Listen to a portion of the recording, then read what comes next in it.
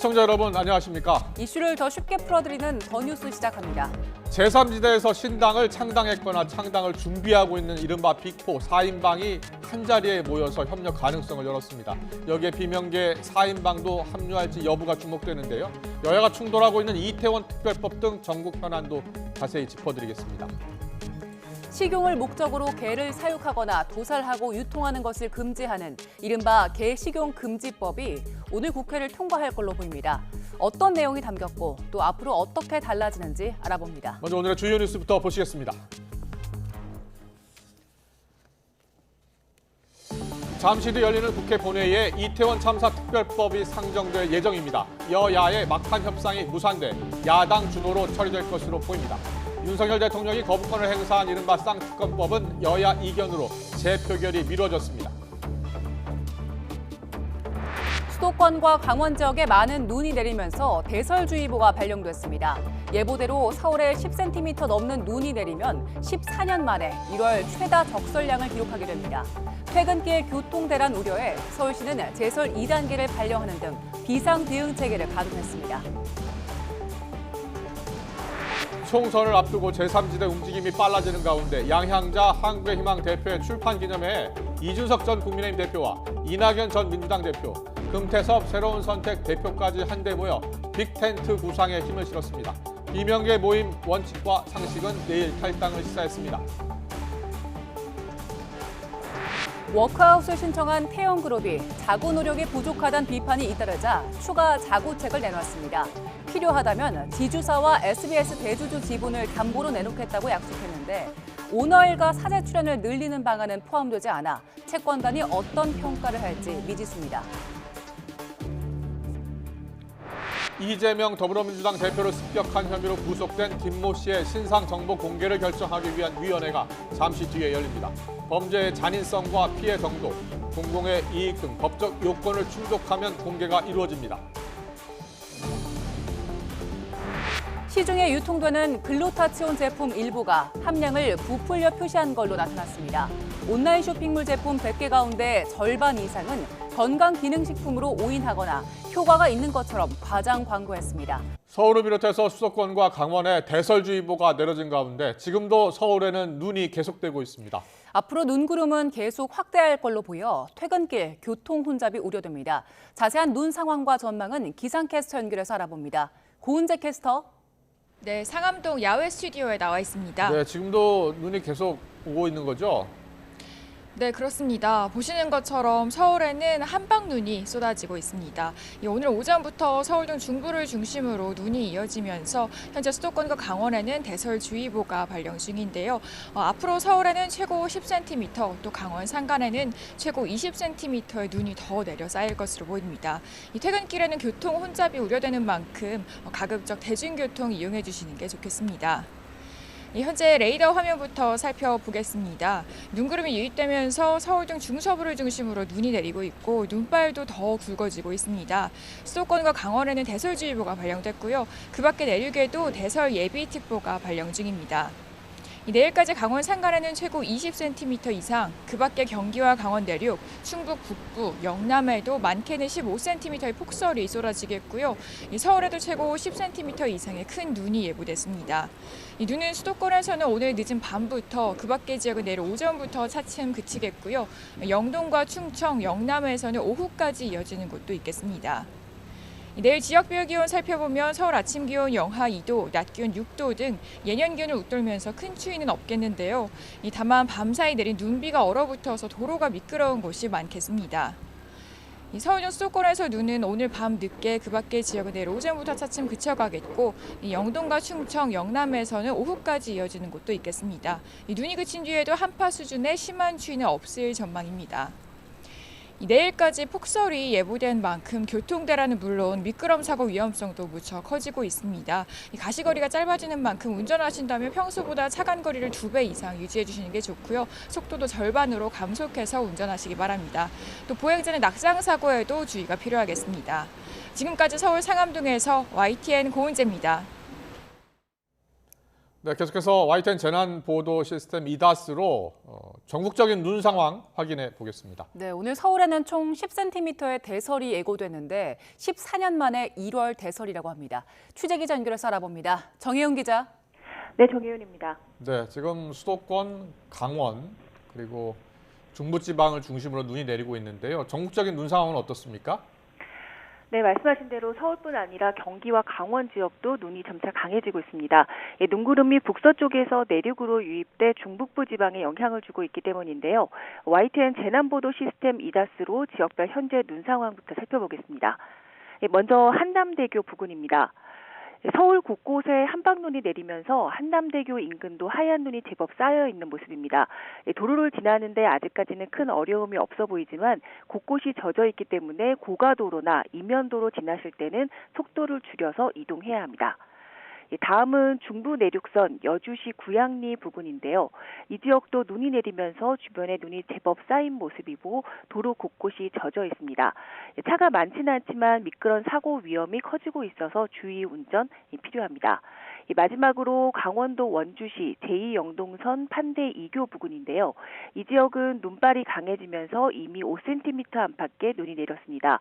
차간 거리를 평소보다 2배 이상 유지해 주셔야 하고요. 속도도 평소에 비해서 50% 이상은 줄여서 이동하셔야 합니다. 네, 오늘 서울에는 최고 10cm의 눈이 예고됐는데 14년 만에 대설이라고요?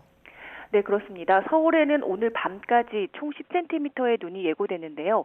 이미 2cm 정도의 눈이 쌓였고 앞으로도 8cm의 눈이 더 내릴 것으로 보입니다. 지금까지 1월에 서울에 가장 많은 눈이 내린 건 2010년으로 25.8cm를 기록하고 있습니다. 예고대로 10cm 이상의 눈이 내린다면 2010년 이후 14년 만에 1월 최다 적설량을 기록하는 셈입니다. 늦은 퇴근길까지 눈이 예고되면서 눈길과 빙판길로 인한 교통 불편이 우려됩니다. 승용차보다는 대중교통을 이용하시고 제설 작업을 미리 시작하는 등 철저한 사전 대비가 필요합니다. 지금까지 YTN 정혜윤입니다. 행정안전부는 오늘 오전 10시 기준 대설 위기경보 수준을 관심에서 주의로 상향하고 중앙재난안전대책본부 1단계를 가동했습니다. 중대본은 출퇴근길 교통 불편이 생기지 않도록 쌓인 눈과 노면 상태에 따라 지속해서 제설 작업을 진행하라고 당부했습니다. 또 골목길과 교량, 공원 등에 있는 제설함을 수시로 채워서 누구나 이용할 수 있도록 하고 추가로 필요한 곳에는 제설제를 나눠 비치하도록 했습니다. 더불어민주당 이재명 대표를 습격한 피의자의 신상 공개 여부가 잠시 뒤에 결정됩니다. 경찰의 수사 결과 발표는 내일로 예정됐는데 취재기자 연결해서 자세히 알아보겠습니다. 차상은 기자. 네, 부산경찰청입니다. 네, 먼저 피의자의 신상공개위원회 몇 시에 시작됩니까? 네, 피의자 김모 씨에 대한 신상공개위원회는 잠시 후 오후 2시부터 시작됩니다. 신상공개위원들은 특정 강력범죄 처벌에 관한 특례법에 따라 범행의 잔인성과 중대한 피해를 비롯해 충분한 증거와 국민의 알 권리 등 공공의 이익을 고려해 공개 여부를 결정합니다. 공개위원을 7명 이상으로 구성하게 돼 있는데 경찰이 아닌 외부 인원이 절반 이상 참여합니다.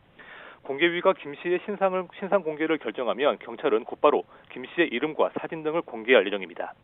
공개 여부가 오후 중에 결정될 것으로 예상되는 가운데 결과는 현재로선 불투명합니다. 공개적인 장소에서 야당 대표를 상대로 한 살인미수 범죄가 벌어졌고 혐의를 입증할 증거가 충분한 점 그리고 국민적 관심이 큰 사건이란 걸 고려하면 공개 가능성이 무게가 실리고 있습니다. 하지만 살인미수 피의자에 대한 신상공개위 개최가 이례적인 상황이어서 김 씨의 신상을 공개하지 않을 가능성도 있습니다. 경찰의 사건 수사 결과 발표는 내일 오후에 열립니다. 김 씨에 대한 수사가 대부분 마무리돼 내일 중 검찰에 송치할 예정입니다. 경찰은 김 씨의 범행을 방조한 혐의로 충남에서 긴급 체포한 70대 남성 A씨는 가담 정도가 경미하고 혐의가 충분히 입증돼 어젯밤에 석방했습니다. A씨는 피의자 김모 씨가 범행을 저지르면 범행 동기 등이 적힌 문서를 어디론가 보내기로 약속한 혐의를 받는데요. 경찰은 문서를 받기로 한 사람이 누군지는 수사 중이란 이유로 밝히지 않았습니다. 지금까지 부산경찰청에서 YTN 차상입니다.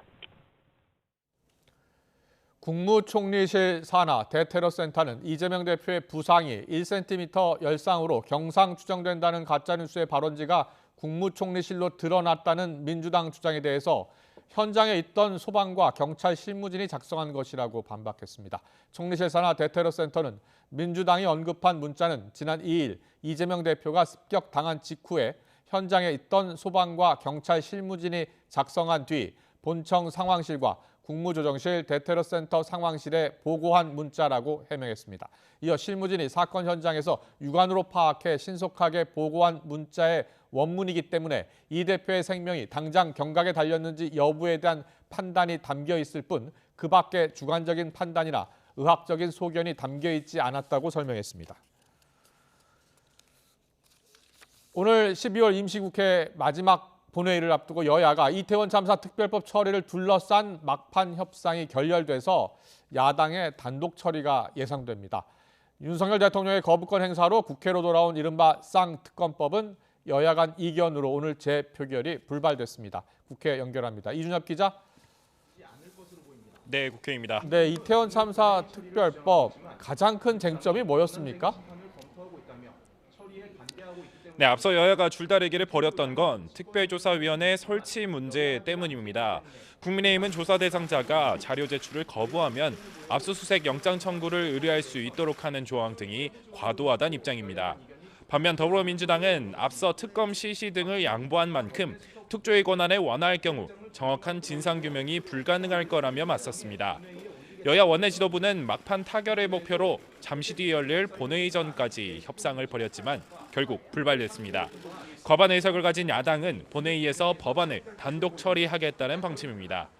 이런 가운데 윤석열 대통령의 거부권 행사로 국회로 돌아온 이른바 쌍특검법은 오늘 표결이 무산됐습니다.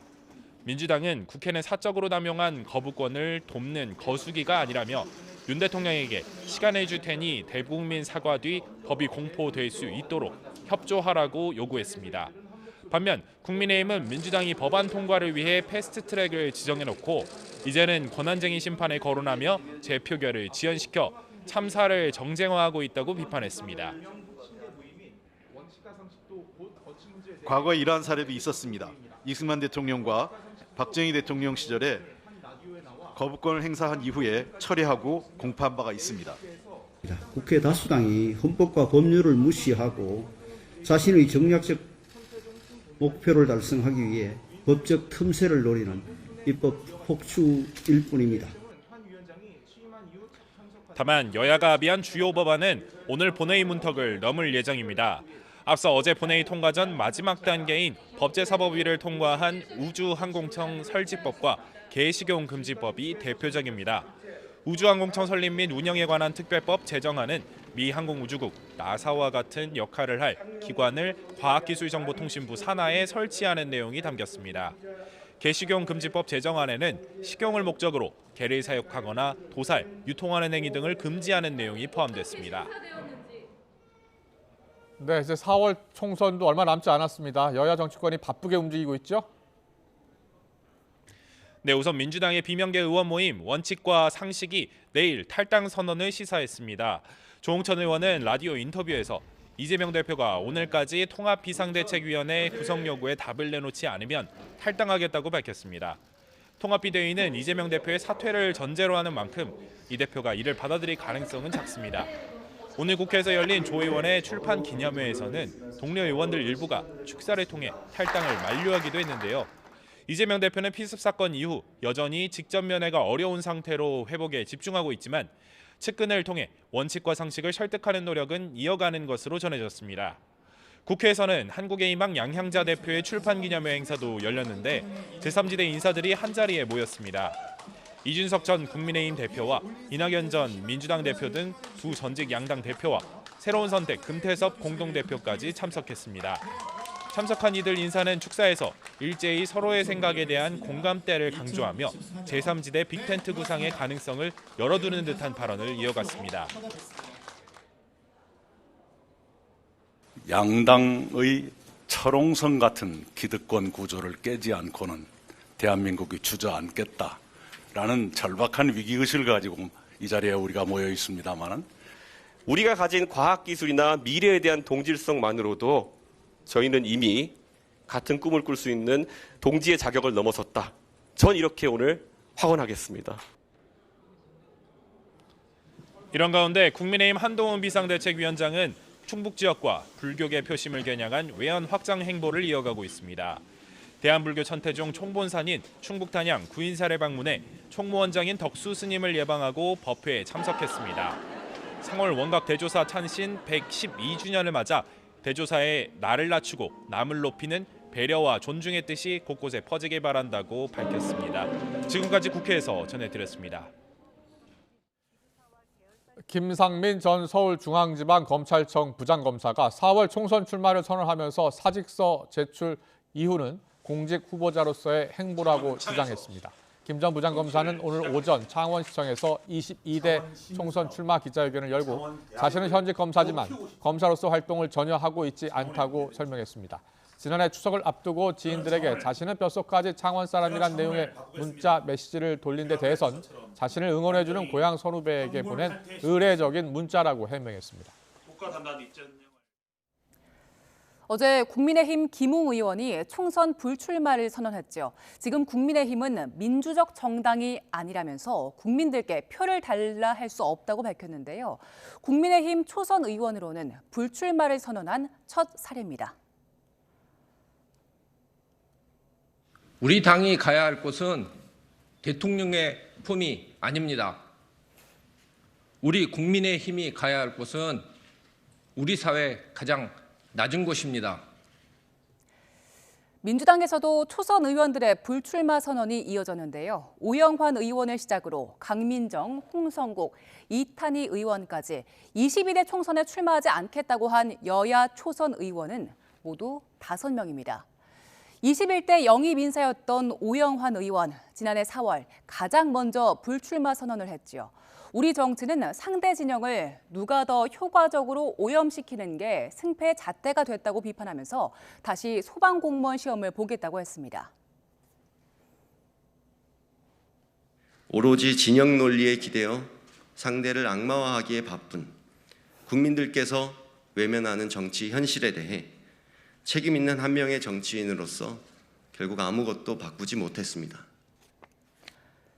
교사 출신 강민정 의원은 21대 국회가 오늘날 대한민국을 정치적, 경제적으로 퇴행시킨 책임에서 자유롭지 않다고 비판했는데요. 책임지는 사람 한 명쯤은 있어야 한다며 불출마 확인서를 제출했습니다.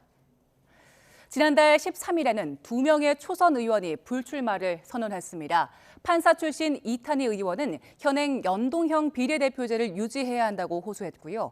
증권사 직원부터 사장까지 거친 증권맨의 신화 홍성국 의원은 후진적인 정치 구조에 한계를 느낀다고 밝혔습니다. 다 내려놓겠습니다. 선거법만은 지켜주십시오. 이재명 대표와 민주당에도 호소합니다. 멋지게 지면 무슨 소용? 그게 아닙니다. 멋지게 이깁시다. 지금의 후진적인 정치 구조가 가진 한계로 인해 성과를 내지 못했습니다. 때로는 객관적인 주장마저도 당리당략을 이유로 폄하받기도 했습니다. 4년 전 더 나은 정치를 만들겠다며 국회에 입성한 초선 의원들. 불출마의 이유는 각기 다르지만 정치 현실의 한계를 절감했다며 비판과 반성의 목소리를 동시에 냈습니다. 정치를 바꿔보겠다고 뛰어들었다가 결국 외면하고 마는 정치, 씁쓸한 현실입니다. 윤석열 대통령은 오늘 새해 들어 처음 주재한 국무회의에서 2024년 새해를 민생 회복의 해로 만들어야 한다고 강조했습니다. 부처 사이의 벽을 허물고 국민이 변화를 체감할 수 있도록 끝까지 책임지는 자세를 보여달라고 당부했는데요. 국무회의 발언, 모두 발언 직접 들어보겠습니다. 우리 정부는 지난 20개월 동안 대한민국 호의 방향을 전환하기 위해 힘을 쏟아 일해왔습니다.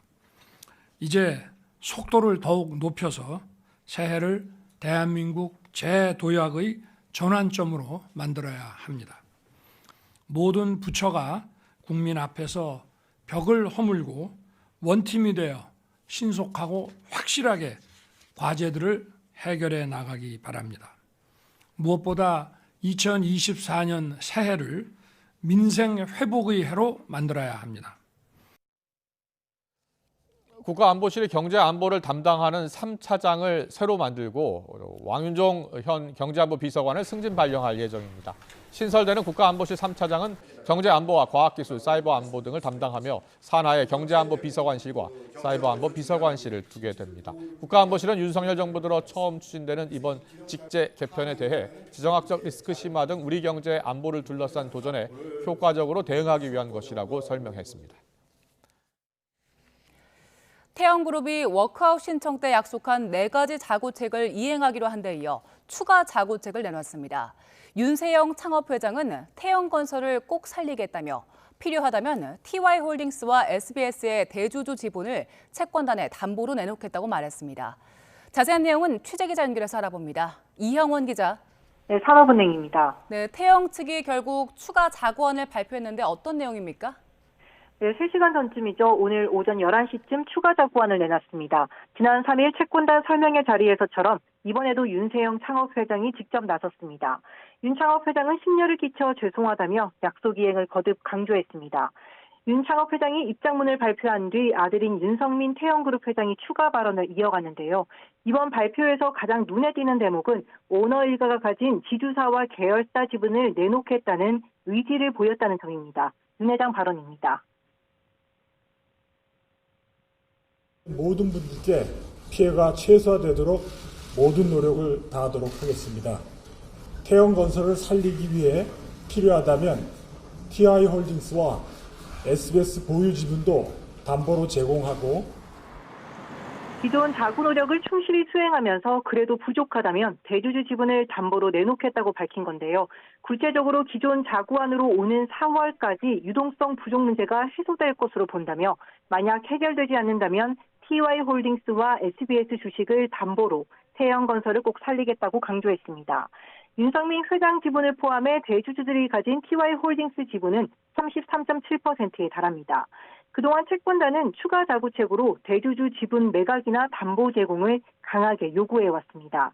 태영 측은 계열사 경영권이 흔들릴 수 있다며 받아들일 수 없다는 입장이었는데 이를 번복한 겁니다. 어제 계열사 매각 대금 전액을 태영건설에 완납한 데 이어 필요하다면 대주주 지분까지 내놓기로 하면서 채권단의 핵심 요구를 수용하는 모양새입니다. 다만 지금 바로 대주주 지분을 담보로 내놓기로 한 게 아닌데다 오너 일가의 사직 출연 규모를 늘리는 방안은 포함되지 않아 채권단이 어떤 평가를 할지는 미지수입니다. 말씀하신 대로 채권단의 분위기가 중요할 것 같은데 어떻습니까? 아직 공식적인 평가는 나오지 않았습니다. 오늘 태영그룹 발표가 있기 전 이른 아침 금융당국과 7대 금융지주, 산업은행 회장 만남이 있었는데요. 회의 시작 전 강석훈 산업은행 회장은 태영 계열사인 SBS 지분 담보 제공이 추가 자구안에 포함되기를 기대한다고 밝혔습니다. 그만큼 대주주 희생을 강조한 발언이었는데 직접 들어보시죠. SBS 담보는 어떻게? 그러니까 그거는 그쪽에서 어떤 판단해야 될 문제다라고 생각하고요. 대주주가 이 워크아웃 성공을 위해서 희생하는 모습을 진정성 있게 보여줘야 된다 이렇게 생각합니다.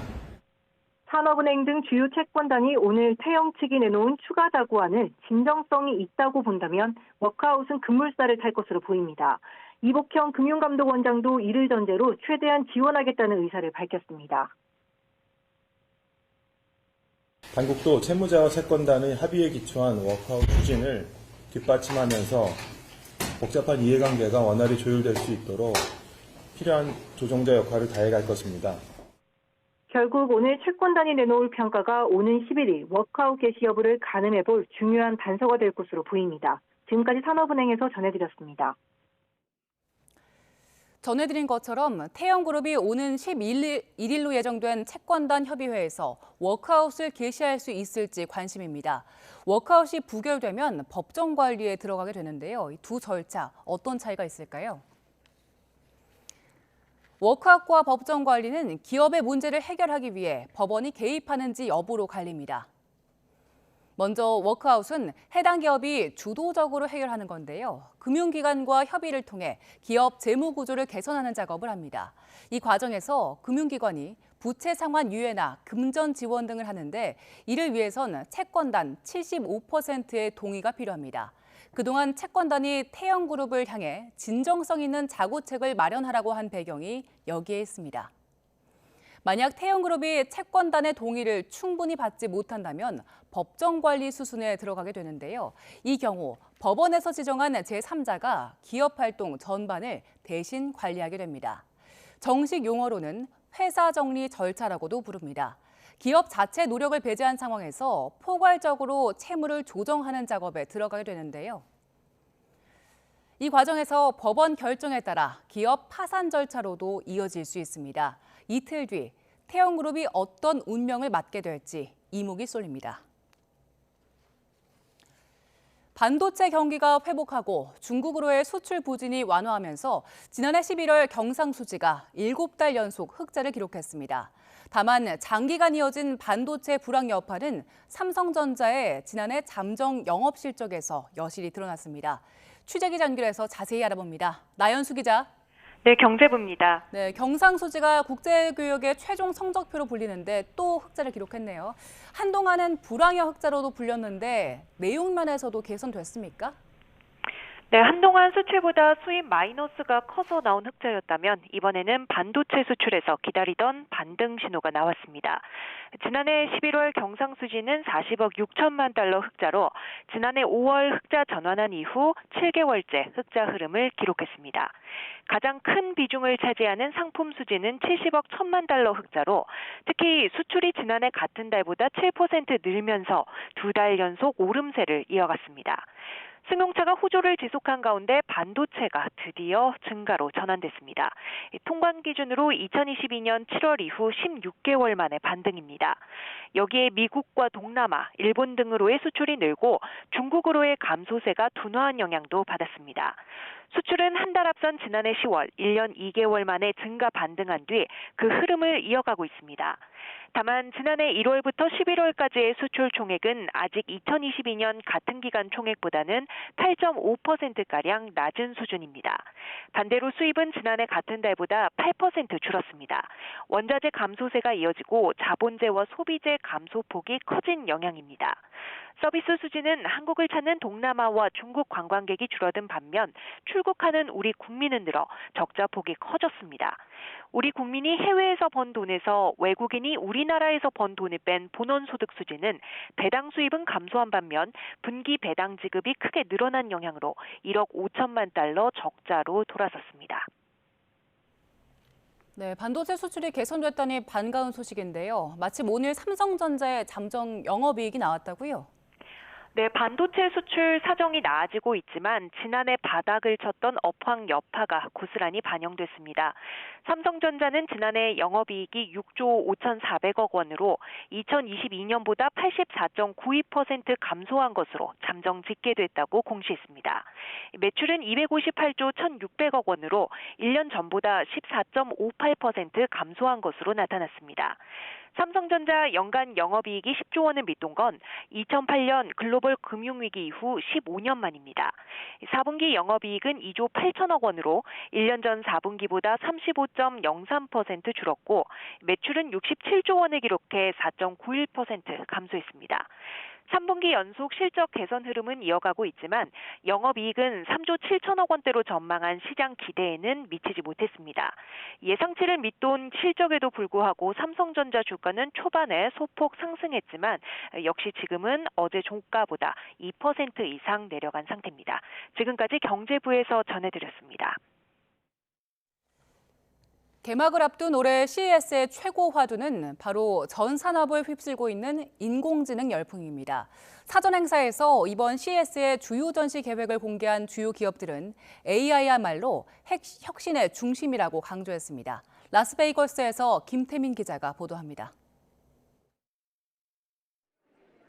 참가 기업들의 사전 미디어 행사를 시작으로 올해 CES가 하나둘 그 베일을 벗었습니다. 모든 화제와 관심의 중심에는 예상대로 인공지능이 있었습니다. AI is really new, and it's to some people it's scary, but for me, I'm actually more interested in like what kind of prototypes for hardware can people come out with. 기업들도 앞으로 AI를 어떻게 바라보고 활용하느냐가 미래를 좌우한다는 데 이견이 없었습니다. LG전자는 더 나은 삶을 만드는 기술이 곧 AI라며 수많은 데이터의 조율과 지휘 기능을 강화할 거라고 밝혔습니다. We all know AI stands for artificial intelligence, but at LG, we would like to redefine it as affectionate intelligence. AI와 만나 빠르게 진화하고 있는 로봇도 이번 CES에서 빼놓을 수 없는 분야입니다. 사람과 소통하며 맡은 일을 척척 해내는 상호작용 로봇이 곧 일상을 함께할 날이 멀지 않았음을 느끼게 합니다. 삼성전자가 깜짝 공개한 집사 로봇도 사용자에게 필요한 맞춤형 서비스를 제공하며 모두를 위한 AI가 무엇인지 보여줬습니다. 여기서 한 발 더 나가 모든 제품과 서비스를 하나로 잇는 초연결을 강조했습니다. And today, these investments are coming to life, not just in our most popular products. We are integrating AI into our services and operation. 자동차 제조를 뛰어넘어 소프트웨어 중심 전략을 공개한 현대차와 AI 산업 발전을 뒷받침할 첨단 메모리 반도체를 내세운 SK 하이닉스도 눈길을 끌었습니다. 올해 CES는 전 산업에 걸쳐 빠르게 도입된 인공지능이 앞으로 우리의 미래를 어떻게 바꿔나갈지 미리 엿볼 수 있는 기회가 될 전망입니다. 미국 라스베이거스에서 YTN 김태민입니다. 네, 규모 7.6의 강진이 일본 이시카와현의 노토반도를 강타한 지가 벌써 8일째입니다. 오늘 사망자 수는 지금 180명까지 확인이 되고 있는데요. 여진과 폭설로 구조와 복구 작업은 난항을 거듭하고 있습니다. 피난소에서도 사망자가 나오고 있습니다. 지진 관련 2차 피해 우려도 더 커지고 있는데요. 일본 현지 연결해 알아봅니다. 김세호 특파원. 네, 도쿄입니다. 지진 희생자가 계속 늘고 있습니다. 현재까지 집계된 피해, 인명피해 현황부터 정리해 주시죠. 네, 오늘 오전 9시 기준으로 이시카와현에서 강진으로 인한 사망자는 180명으로 집계되고 있습니다. 크고 작은 부상을 입은 사람도 556명으로 파악되고 있습니다. 다만 연락이 닿지 않는 사람은 120명으로 어제 323명보다 크게 줄었는데 일부 지역의 통신이 복구되면서 안전 여부가 확인됐기 때문인 것으로 보입니다. 하지만 이시카와현에서는 16,000가구의 전기가 여전히 끊겨 있고 도로가 부서져 육로 통행이 어려워지면서 고립된 주민들도 3,300명으로 파악되고 있습니다. 네, 여기에 폭설까지 내려서 구조와 지원 작업에 많은 어려움을 겪고 있는 것으로 전해졌는데요. 피난소에서 첫 사망자가 나왔다고요? 네, 그렇습니다. 피해 지역에는 어제까지 10cm 내외의 눈이 내렸고 기온도 0도까지 떨어졌습니다. 구조당국은 생존자 수색에 총력전을 펼치고 있지만 무너진 건물에 눈이 쌓이면서 추가 붕괴 위험 때문에 수색 활동을 중단하는 사례가 속출하고 있습니다. 무너진 도로로 제설 장비가 제대로 보급이 안 돼 도로 복구는 더 어려워지고 도로 복구가 어려워지면서 고립 주민과 피난민 지원이 차질을 빚는 등 악순환이 이어지고 있습니다. 이런 가운데 피난민 한 명이 피난소에서 숨졌습니다. 정확한 이유는 밝혀지진 않았지만 많은 피난민이 단수와 단전을 견디는 등 열악한 생활을 하고 있는 환경과 무관하지 않을 것이라는 추측이 나오고 있습니다. 이 밖에 상당수 학교가 피난소로 쓰이면서 피난 지역 학생들이 개학을 맞아 정상적인 수업을 받지 못한 사례도 속출하고 있습니다. 일본 정부와 이시카와현은 열악한 환경이 있는 피난민들을 노토반도 바깥 지역으로 옮기는 방안을 추진하고 있습니다. 지금까지 도쿄에서 전해드렸습니다. 전 세계 곳곳에서 이상기후로 인한 사고가 잇따르고 있습니다. 러시아에선 폭설로 고속도로에서 50중 추돌 사고가 발생해 4명이 숨졌습니다. 슬로베니아에서는 폭우로 인해 사람들이 동굴에 고립되는 일도 있었습니다. 최영주 기자의 보도입니다. 눈 덮인 도로 위에 뜨그러진 차량들이 이리저리 뒤엉켜 있습니다. 고속도로 위에 꼼짝없이 갇힌 사람들은 어찌할 바를 모르며 서성입니다. 러시아 모스크바와 상트페테르부르크를 잇는 고속도로에서 폭설로 인해 50중 추돌 사고가 일어났습니다. 한 자동차가 눈길에 미끄러져 난간을 들이받았고 이후 뒤따르던 차들이 연달아 부딪히면서 약 2km 구간에서 추돌이 잇따른 겁니다. 이 사고로 1살 배기 아기와 엄마 등 4명이 숨지고 20여 명이 다쳤습니다.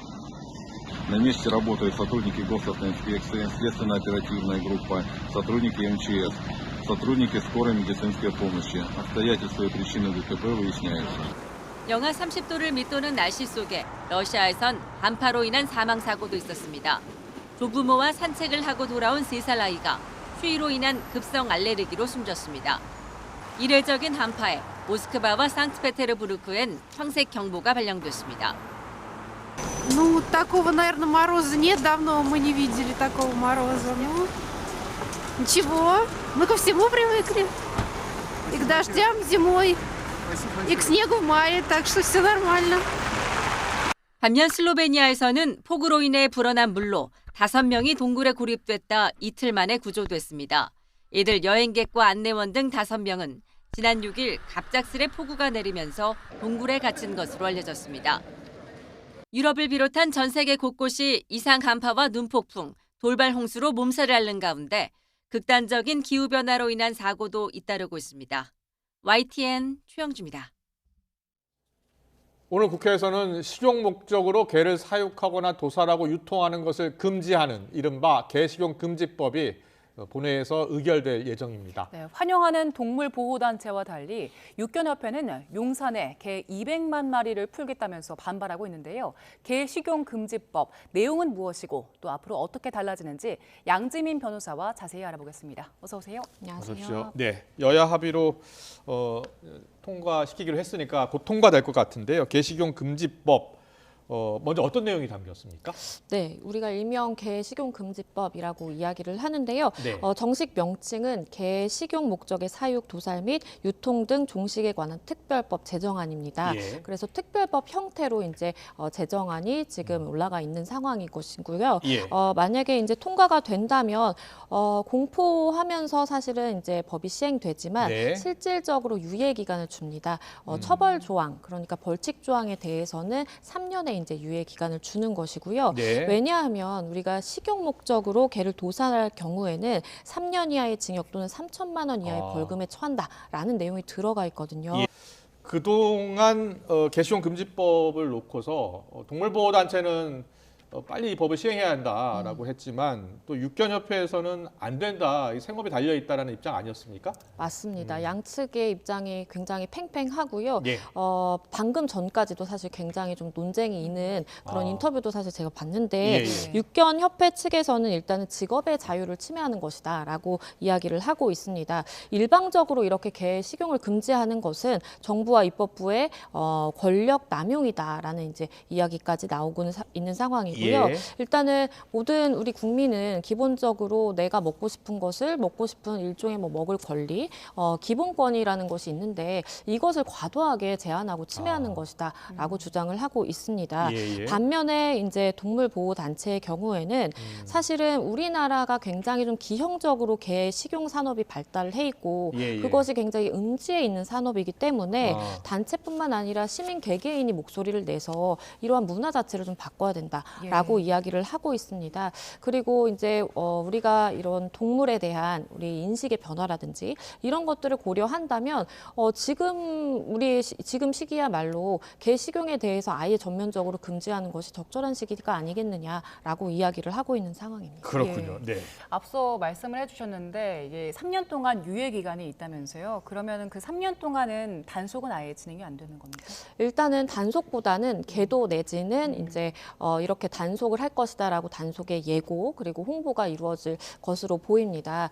일단은 지금 법이 바로 시행이 되면요.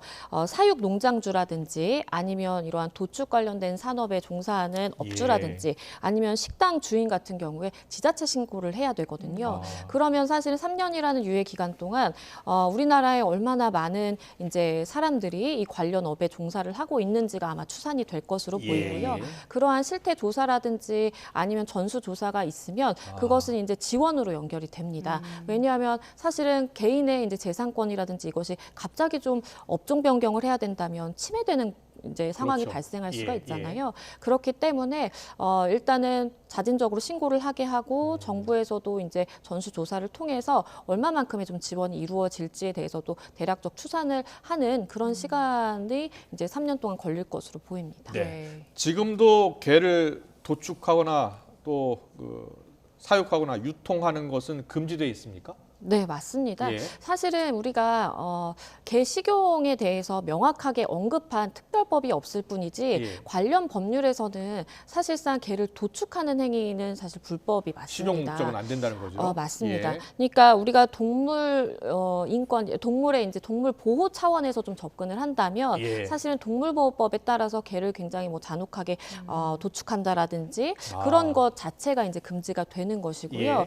그리고 축산물 위생관리법에 따라서 우리가 축산물을 이렇게 가공하는 그 절차에서는 굉장히 위생적으로 지켜야 되는 것이 맞고 단속을 받는 그런 내용들이 포함이 되어 있습니다. 그런데 문제는 이제 개가 우리가 축산물에서 얘기하는 축산에 이제 빠져 있습니다. 그렇기 때문에 어느 정도의 입법의 공백도 사실 존재했고요. 그랬군요. 그리고 이것을 식품 차원에서 좀 접근을 하자면 우리가 식품이라고 한다면 어쨌든 식약처라든지 아니면 식품관리법의 의율에 따라서 그 범위에서 적당하게 이제 가공이 된다라든지 위생적으로 우리가 이제 먹거리로 만들어줘야 되는 것인데 이렇게 식약처에서 인정하는 또 식품 원료는 아니에요. 그러다 보니까 여러 가지 입법 공백과 그리고 여러 가지 딱 이제 개 도축에 대해서 명시적으로 적용된 특별법이 없다 보니까 사실은 굉장히 음지에서 많이 이런 산업이 성행했던 것이 사실입니다. 예, 이 법안 내용에요. 개 식용을 금지하는 것뿐만이 아니라 지금 개 도축 또 사육 통해서 그걸 생업으로 삼는 분들 있잖아요.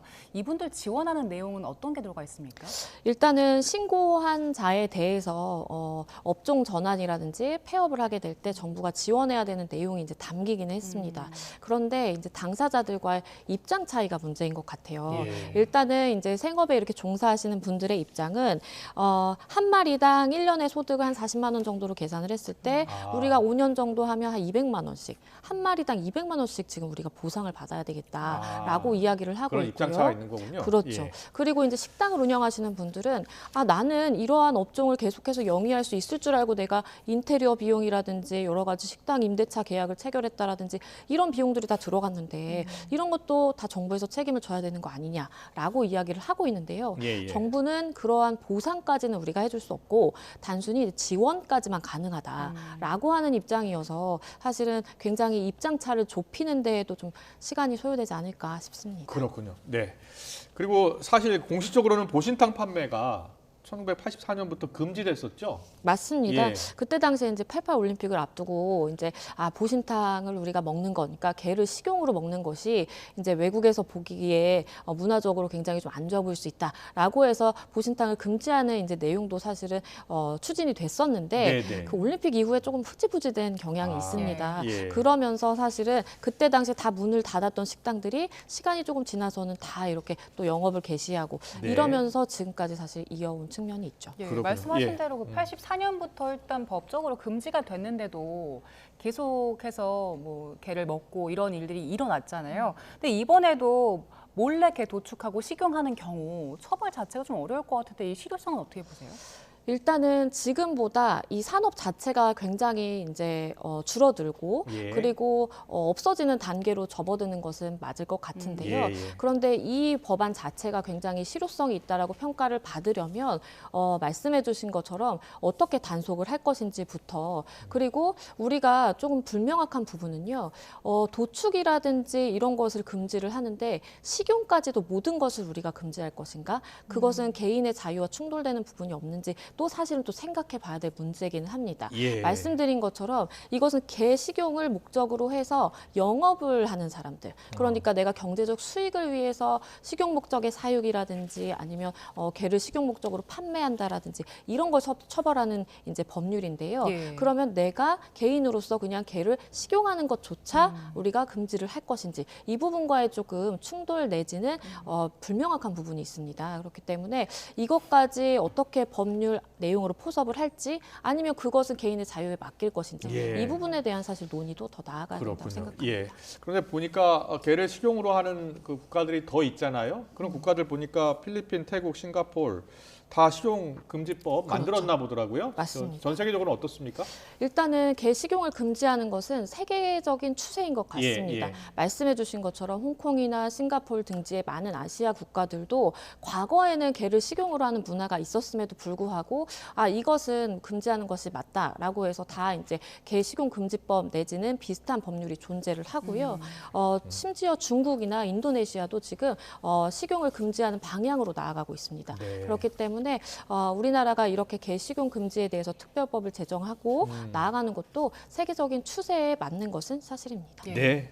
그리고요, 남은 개들도 걱정이에요. 이제 농장주들이 개 사육 안 하겠다라고 하면 그 개들이 다 어떻게 처리가 될지 지금 동물보호센터도 자리가 부족하다고 하더라고요. 맞습니다. 원칙적으로는 동물보호센터로 가는 것이 맞습니다. 예. 살아있는 개들이기 때문에 동물보호센터로 가야 되는데요. 말씀해 주신 것처럼 보호센터가 지금 포화 상태이기 때문에 안락사가 될 여지도 있는 것이에요. 그러면 우리가 이 개들을 보호하기 위해서 이러한 법률을 추진하고 개를 먹는 것은 우리가 금지를 해야 된다라는 이제 취지인 것인데 그러면 안락사를 시키는 것은 괜찮느냐라는 사실 또 논의와도 충돌을 하는 지점이 있는 것이고요. 결국에는 좀 예산과 문제가 된다라고 생각합니다. 이 보호센터를 늘린다라든지 아니면 시설을 더 이제 다져서 사실은 보호센터에 이러한 개들을 다 이제 옮길 수 있는 수용이 된다라고 한다면 그러면 또 법의 기존의 취지에 맞게 또 흘러갈 수 있지 않을까 싶습니다. 네, 알겠습니다. 개 식용 금지법 오늘 본회의에서 처리될 예정이고요. 어떤 내용이 담겼는지 그리고 어떤 보완 대책이 필요한지도 들어봤습니다. 양지민 변호사와 함께했습니다. 잘 들었습니다. 감사합니다.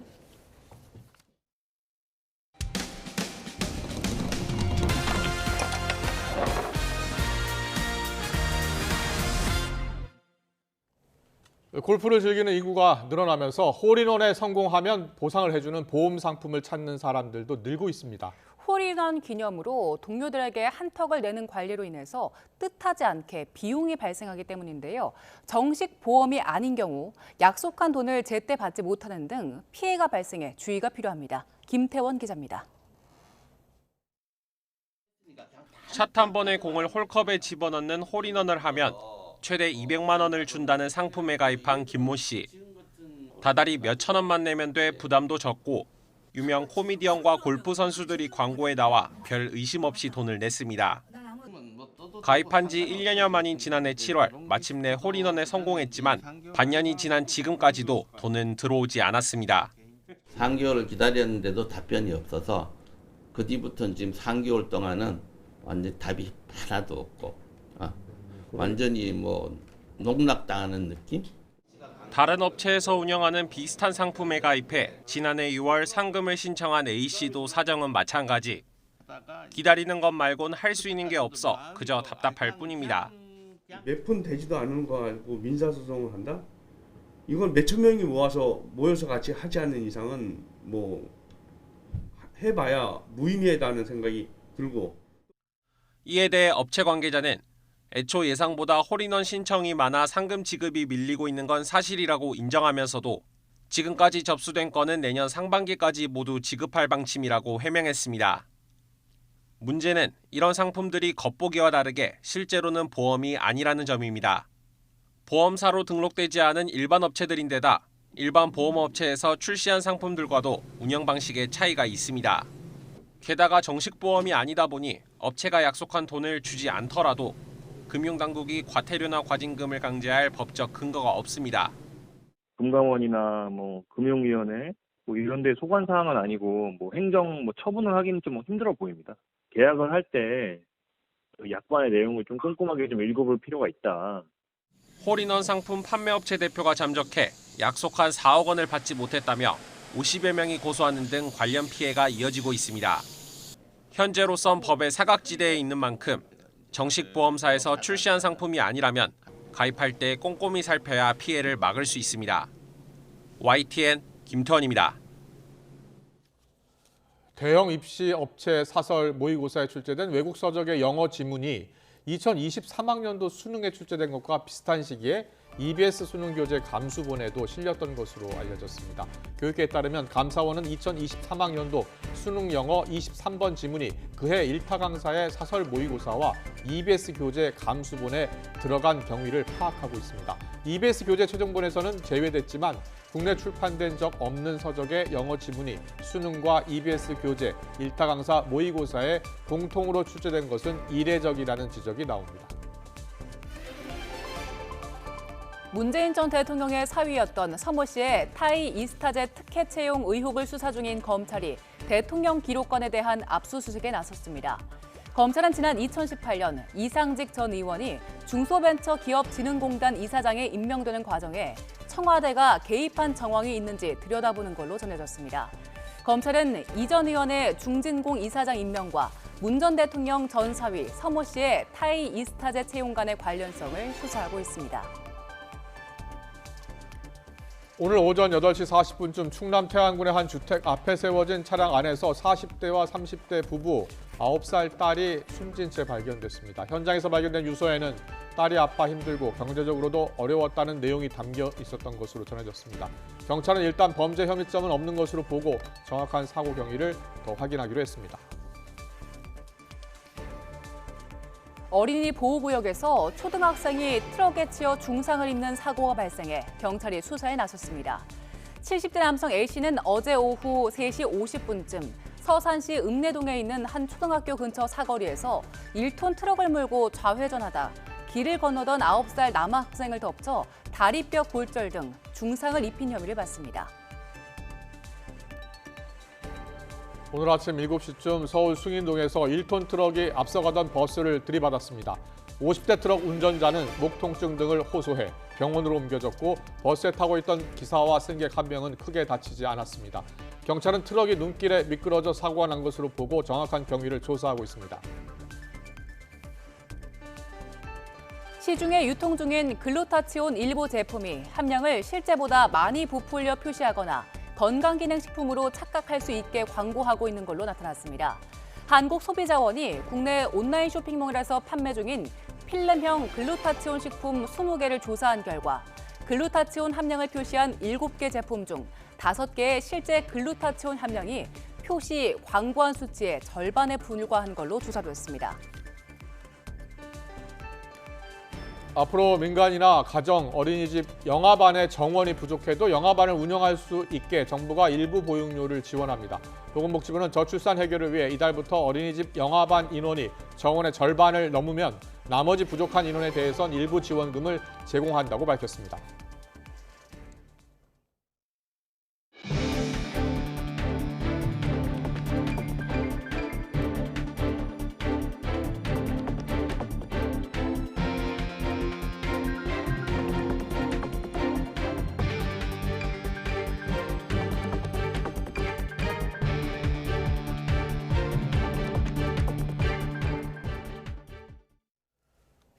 수도권에 대설주의보가 내려진 가운데 각 지자체가 비상근무에 돌입해 상황 관리에 나섰습니다. 서울시는 어젯밤 11시부터 선제적으로 제설 1단계를 발령했고 오늘 아침 8시부터는 제설 2단계로 상향해 비상근무 체제에 돌입했습니다. 또 인력 8천여 명과 장비 1,000여 대를 동원해서 제설제를 살포했습니다. 경기도는 오늘 새벽 6시부터 비상 1단계 근무에 들어가고 상황 관리에 집중하고 있습니다.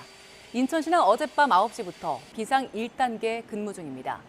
행정안전부는 오늘 오전 10시 기준 대설 위기경보 수준을 관심에서 주의로 상향하고 중앙재난안전대책본부 1단계를 가동했습니다. 네, 서울을 비롯해서 수도권과 강원에 대설주의보가 내려진 가운데 한방눈이 계속되고 있습니다. 눈구름이 계속 확대하고 있어서 퇴근길 교통 혼잡이 우려됩니다. 자세한 눈 상황과 전망 알아봅니다. 윤수빈 캐스터. 네, 상암동 야외 스튜디오에 나와 있습니다. 네, 먼저 서울은 일단 눈이 그쳤습니까? 네, 그렇습니다. 눈구름이 남동쪽으로 이동하면서 서울은 보시는 것처럼 눈이 잦아든 곳이 많은데요. 하지만 이미 많은 눈이 내려 쌓인 데다 기온이 떨어지면서 내린 눈이 얼어붙고 있어 주의가 필요합니다. 서울에는 현재 대설주의보가 발령 중이고요. 이 지역에는 앞으로 최고 8cm의 많은 눈이 더 내리겠습니다. 오늘 퇴근길에는 자차보다는 가급적 대중교통을 이용하시는 게 좋겠고요. 보행자도 미끄럼 사고에 각별히 유의해 주시기 바랍니다. 자세한 레이더 화면부터 살펴보겠습니다. 눈구름이 내륙으로 유입되면서 서울 등 중서부를 중심으로 많은 눈이 내렸습니다. 현재 눈구름이 남동쪽으로 이동하면서 경기 남부와 강원 남부지방으로 다소 많은 눈이 집중되고 있는데요. 퇴근길에는 중부지방을 중심으로 미끄럼 사고 위험이 커질 것으로 우려됩니다. 내일까지 경북 많은 곳에 최고 15cm 이상, 강원과 전북 동부에도 많게는 10cm 이상의 큰 눈이 더 내리겠고요. 서울 등 그 밖의 지역으로도 최고 8cm의 많은 눈이 예상됩니다. 서울 등 수도권 지역의 눈비는 오늘 늦은 밤부터 점차 그치겠지만 영동과 충청, 영남과 제주도는 내일 오후까지 이어지는 곳도 있겠습니다. 오늘에 이어 내일도 큰 추위는 없겠습니다. 내일 서울 아침 기온 영하 2도, 낮 기온은 6도가 예상되는데요. 다만 밤사이 내린 눈비가 얼어붙어 곳곳에서 빙판을 이루는 곳이 많겠습니다. 눈이 그친 뒤에도 당분간 한파 수준의 심한 추위는 없겠고요. 목요일인 모레 경기 동부와 강원에 또 한 차례 눈이 내릴 전망입니다. 내일까지 많은 눈이 이어질 것으로 보여 교통안전에 비상이 걸렸습니다. 차간거리를 평소보다 2배 이상 유지해 주시고요. 속도를 줄이는 등 안전사고에도 유의해 주시기 바랍니다. 지금까지 서울 상암동 야외 스튜디오에서 YTN 윤수빈입니다. 네, 앞서 뉴스 속보로 전해드렸는데요. 제2중부고속도로 인천 이천 나들목 인근 추돌 사고 소식이 있었습니다. 많은 눈이 내리면서 오늘 차량 운행 각별히 주의하셔야 합니다. 네, 자세한 도로 상황은 한국도로공사 연결해서 알아봅니다. 이주윤 캐스터. 네, 전국 대부분 지역에 눈비가 내리면서 말씀해 주신 것처럼 사고가 연달아 일어나고 있습니다. 이렇게 오늘은 날까지 흐려서 시야까지 답답한 상태인데요. 미끄러운 곳들이 많아서 사고 나기 쉬운 환경입니다. 오늘은 어딜 지나시더라도 속도를 20% 이상 충분히 줄여주시고요. 눈이 올 땐 제동거리도 길어지는 만큼 안전거리도 넉넉히 두시기 바랍니다. 이런 날에는 외출을 자제하시는 게 좋겠죠. 지금 고속도로 위로도 차가 많지는 않습니다. 다만 이렇게 노란 서행 구간이 대부분인 상태고요. 앞서 들으셨던 대로 제2중부선 서이천 부근에서는 현재 다중 추돌 사고까지 났습니다. 신둔 나들목을 1.8km 정도 앞둔 지점인데요. 자세한 상황 살펴보도록 하겠습니다.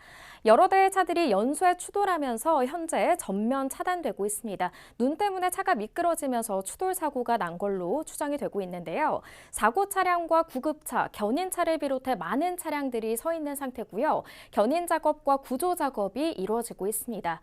이천 방향으로 전면 차단이 되면서 현재 정체가 곤지암부터 거의 꽉 막히게 움직이지 못하고 있습니다. 정체가 심한 데다 처리 시간도 꽤 걸릴 걸로 보이는 만큼 옆에 있는 중부선을 대신 이용하시는 편이 낫겠습니다. 날씨에도 들으셨던 대로 이렇게 서울은 눈이 잠잠해진 상태인데요. 다만 도로 살얼음 위험 높습니다. 계속해서 감속운전, 안전운전 해주시기 바랍니다. 안전띠 착용도 잘해주시고요. 고속도로 교통방송이었습니다.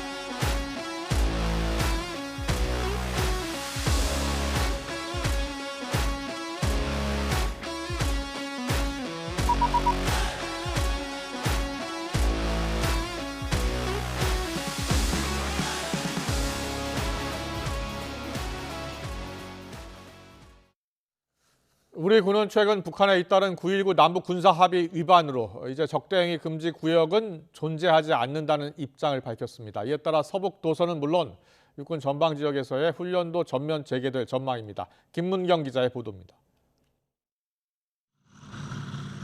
지난해 11월 말 해병대 서북도서 훈련 장면입니다.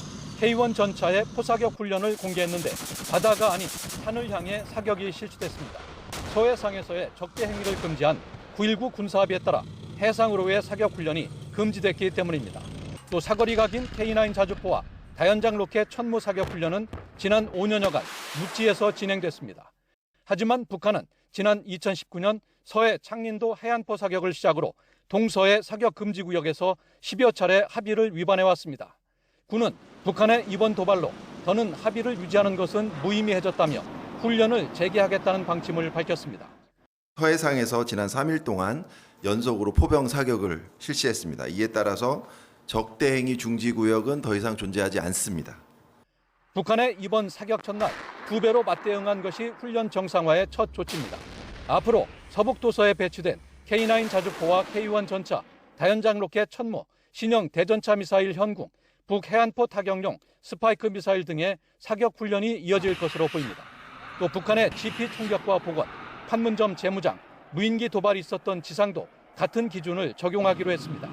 이에 따라 군사분계선 5km 밖에서만 가능했던 포사격 훈련이 5km 안으로 좁혀지면서 제한적으로 유지되던 전방 사격 훈련장이 다시 전면 개방되고 연대급 야외 기동 훈련을 재개하는 등 후속 조치가 잇따를 전망입니다. YTN 김문경입니다.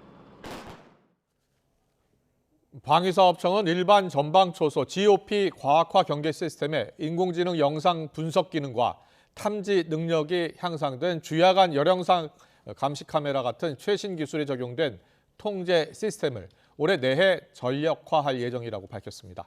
이번에 보완된 성능은 인공지능을 통해서 사람과 동물을 식별해 탐지할 수 있는 통제 시스템이 적용됐습니다. 방사청은 기존 방식 대비해서 5경보 발생을 최소화해 경계 병력의 피로도를 감소시키고 경계 근무의 부담을 줄여 장병의 복무 여건도 높일 수 있을 것으로 기대했습니다. 병무청은 군의 전투 환경 변화에 발맞춰서 올해 1월부터는 공군 무인항공기 운용병을, 2월부터는 4차 산업혁명 기술 활용 특기인 육군 사이버 작전병과 같은 특기병을 신설했다고 밝혔습니다. 병무청은 청년들이 군 복무를 개인의 적성과 군 특기를 연계해서 경력을 쌓을 수 있는 시간으로 활용하고 군은 적재적소에 우수 인재를 배치해 전투력을 강화하는 일석이조의 효과를 기대하고 있다면서 이같이 전했습니다. 중동 지역 소식입니다. 이스라엘이 하마스를 소탕하기 위해 가자 지구를 공격하는 과정에서 숨진 팔레스타인 사람들의 수가 전체 인구의 1%를 넘어섰습니다. 가자 지구에 있는 하마스 측 보건부 집계에 따르면 지난 10월 7일 개전 이후 지금까지 3개월여 동안 사망자는 23,084명으로 전체 인구 227만 명의 1%를 넘어섰습니다. 부상자도 5만 8천여 명으로 전체 인구의 2.6%를 넘어섰습니다. 팔레스타인 보건부는 사망자 중 5,300여 명이 여성이고 9천여 명은 어린이라고 밝혀 둘을 합친 수가 전체 사망자의 3분의 2에 달했습니다. 이스라엘이 가자 지구에서는 하마스와 전쟁을, 또 북부 전선에서는 헤즈볼라와 충돌하고 있습니다. 이스라엘이 두 개의 전쟁을 감당해야 할 가능성이 커질 수 있다는 분석이 나옵니다. 류재복 기자의 보도입니다. 이스라엘군은 북부 지역에서 국경을 맞댄 레바논의 목표물 여러 곳을 타격했다고 밝혔습니다. 이틀 전 헤즈볼라가 북부 메론산에 있는 이스라엘군 기지를 미사일로 공격한 데 대한 반격입니다. 이 과정에서 마즈달 셀룸 지역에 머물던 헤즈볼라 정예 라두안 부대 고위급 지휘관인 위삼 알타윈이 숨졌습니다. 특수작전부대 라두안을 이끄는 위삼 알타윈은 이스라엘과 헤즈볼라 교전에서 사망한 최고위급 인사입니다. אנחנו נחושים להמשיך ולייצר מציאות ביטחונית אחרת בצפון, כזו שתבטיח ביטחון לתושבים. אני רוצה לומר לציבור. 헤즈볼라는 지난 2일 이스라엘 공습으로 하마스 정치국 부국장 알 아루리가 사망한 뒤 방화쇠에 손가락을 얹고 있다며 보복을 다짐했습니다. 여기에 고위급 지휘관마저 희생되면서 이스라엘과 전면전 가능성이 더 커졌습니다. 이스라엘 역시 전쟁이 곧 끝나지 않을 것이라며 물러설 뜻이 없음을 천명했습니다. וגם כדי לשלוח מסר לחיזבאללה. חיזבאללה טעה בנו בגדול ב-2006, והוא טועה בנו בגדול גם עכשיו. 헤즈볼라는 6만 명가량의 병력과 미사일 15만 발을 갖췄다고 추산될 정도로 정규군급 전투력을 보유하고 있습니다. 헤즈볼라와 전면전을 벌이게 되면 이스라엘은 남부와 북부 두 곳에서 동시에 전쟁을 치러야 합니다. 여기에 이란까지 참전하면 모두가 원하지 않는 제5차 중동 전쟁으로 비화할 가능성도 점쳐지고 있습니다. YTN 유재복입니다. 가자지구에서 민간인 피해가 급증하는 가운데 미국 곳곳에서는 휴전을 촉구하는 시위가 벌어졌습니다. 바이든 대통령의 연설 도중에도 시위가 벌어졌는데 바이든은 조용히 노력 중이라고 밝혔습니다. 이동우 기자가 취재했습니다. 미국 뉴욕 시내로 출근하는 길목인 브루클린 다리 등 곳곳을 막고 기습 시위가 벌어졌습니다. 가자지구 팔레스타인 사망자가 2만 3천여 명에 이르는 등 피해가 급증하고 있는 이스라엘과 하마스 사이의 전쟁을 중단하라고 촉구하는 것입니다. 이들은 다리 3곳과 터널 1곳을 점거했습니다. I'm part of a large group of people who are shutting down downtown Manhattan. We're taking 4 sites in solidarity with Palestine and against the war in Gaza. 샌프란시스코에서는 의사 단체들이 휴전을 촉구하는 시위를 벌였습니다. Electricity has been cut. There's no clean water. There's no access to food. There's no access to fuel. There's no access to telecommunications. And this is being done with the support of the United States government, and we're here to say enough. 가자지구에 대한 무차별 공격이 이어지면서 이스라엘과 네타냐후 총리에 대한 미국 내 비호감도는 날로 높아지며 대학가에서도 반유대 시위가 이어지고 있습니다. 급기야 바이든 대통령이 교회에서 연설하는 중에도 청년들의 돌발적인 반전 시위가 벌어졌습니다. I understand their passion, and I've been quietly working with the Israeli government to get them to reduce and significantly get out of Gaza. 이스라엘과 하마스 간 전쟁이 길어지면서 바이든 정부의 부담이 갈수록 커지는 가운데 토니 블링컨 미 국무장관은 이스라엘을 또 방문해 해결책 모색에 나섰습니다. YTN 이동우입니다. 우크라이나와 중동에서 전쟁이 한창인 상황에서 미국 국방장관이 대통령도 모르게 병원에 입원한 사실이 드러나 파장이 커지고 있습니다. 조 바이든 대통령은 장관을 신뢰한다며 회복이 우선이란 뜻을 밝혔지만 트럼프 전 대통령은 즉각 경질을 요구했습니다. 워싱턴에서 권준기 특파원이 보도합니다. 로이드 오스틴 미국 국방장관이 수술 합병증으로 중환자실에 입원한 건 새해 첫날인 지난 1일. 하지만 백악관에 입원 사실을 알린 건 나흘 뒤인 지난 4일이었습니다. 군 통수권자인 바이든 대통령마저 사흘 동안 국방장관의 부재 사실을 까맣게 모르고 있었던 겁니다. 카리브해에서 휴가를 보내고 있던 캐슬린 힉스 국방부장관은 지난 2일부터 장관 임무의 일부를 대행했지만 영문을 모른 채였습니다. 힉스 부장관이 장관의 입원 사실을 안 것도 4일쯤이었던 것으로 파악됐습니다. 백악관은 장관이 입원하면 지휘계통에 보고하는 게 당연하다며 절차상의 미비점을 점검하겠다고 밝혔습니다. We'll take a look at process and procedure here and try to learn from this experience, and if there's some changes that need to be made in terms of process and procedure, we'll do that. 하지만 국방장관에 대한 믿음은 흔들리지 않는다며 이번 일로 교체하는 일은 없을 거라고 밝혔습니다. And I will just reiterate that the president has complete confidence, continues to have confidence in Secretary Austin. And 트럼프 전 대통령은 자신의 SNS에 글을 올려 부적절한 업무 행태와 직무유기라며 즉각 해임할 것을 요구했습니다. 국방장관이 일주일 동안 실종 상태였는데도 바이든 대통령을 비롯한 그 누구도 행방을 알지 못했다고 비판했습니다. 오스틴 장관의 정확한 병명은 알려지지 않은 채 여전히 군 병원에 입원 중입니다. 공화당 의원들도 국방장관의 깜깜이 입원은 심각한 안보 위협 사태라며 장관의 즉각적인 사임과 의회 차원의 조사를 촉구하고 나섰습니다. 워싱턴에서 YTN 권중기입니다. 네, 앞서 속보로 전해드렸는데요. 제2중부고속도로 경기 이천의 신둔나들목 인근에서 차량 여러 대가 추돌하는 사고가 났습니다. 이 사고로 이천 방면의 통행이 전면 통제된 상황입니다. 자세한 상황은 취재기자 연결해서 알아봅니다. 윤웅성 기자.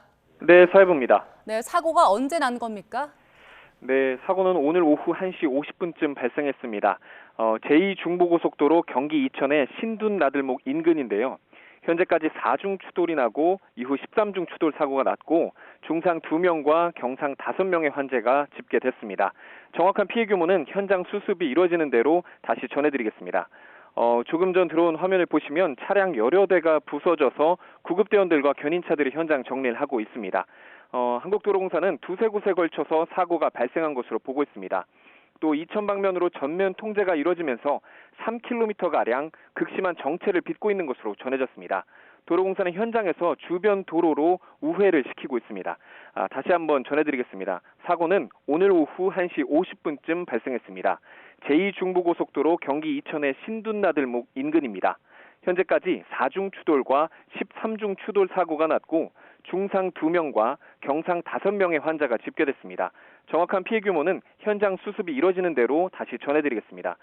조금 더 들어온 영상을 보시면 차량 여러 대가 부서져서 구급대원들과 견인차들이 현장 정리를 하고 있습니다. 한국도로공사는 두세 곳에 걸쳐서 사고가 발생한 것으로 보고 있습니다. 또 이천 방면으로 전면 통제가 이루어지면서 3km가량 극심한 정체를 빚고 있는 것으로 전해졌습니다. 도로공사는 현장에서 주변 도로로 우회를 시키고 있습니다. 지금까지 사회부에서 전해드렸습니다. YTN 김영수입니다.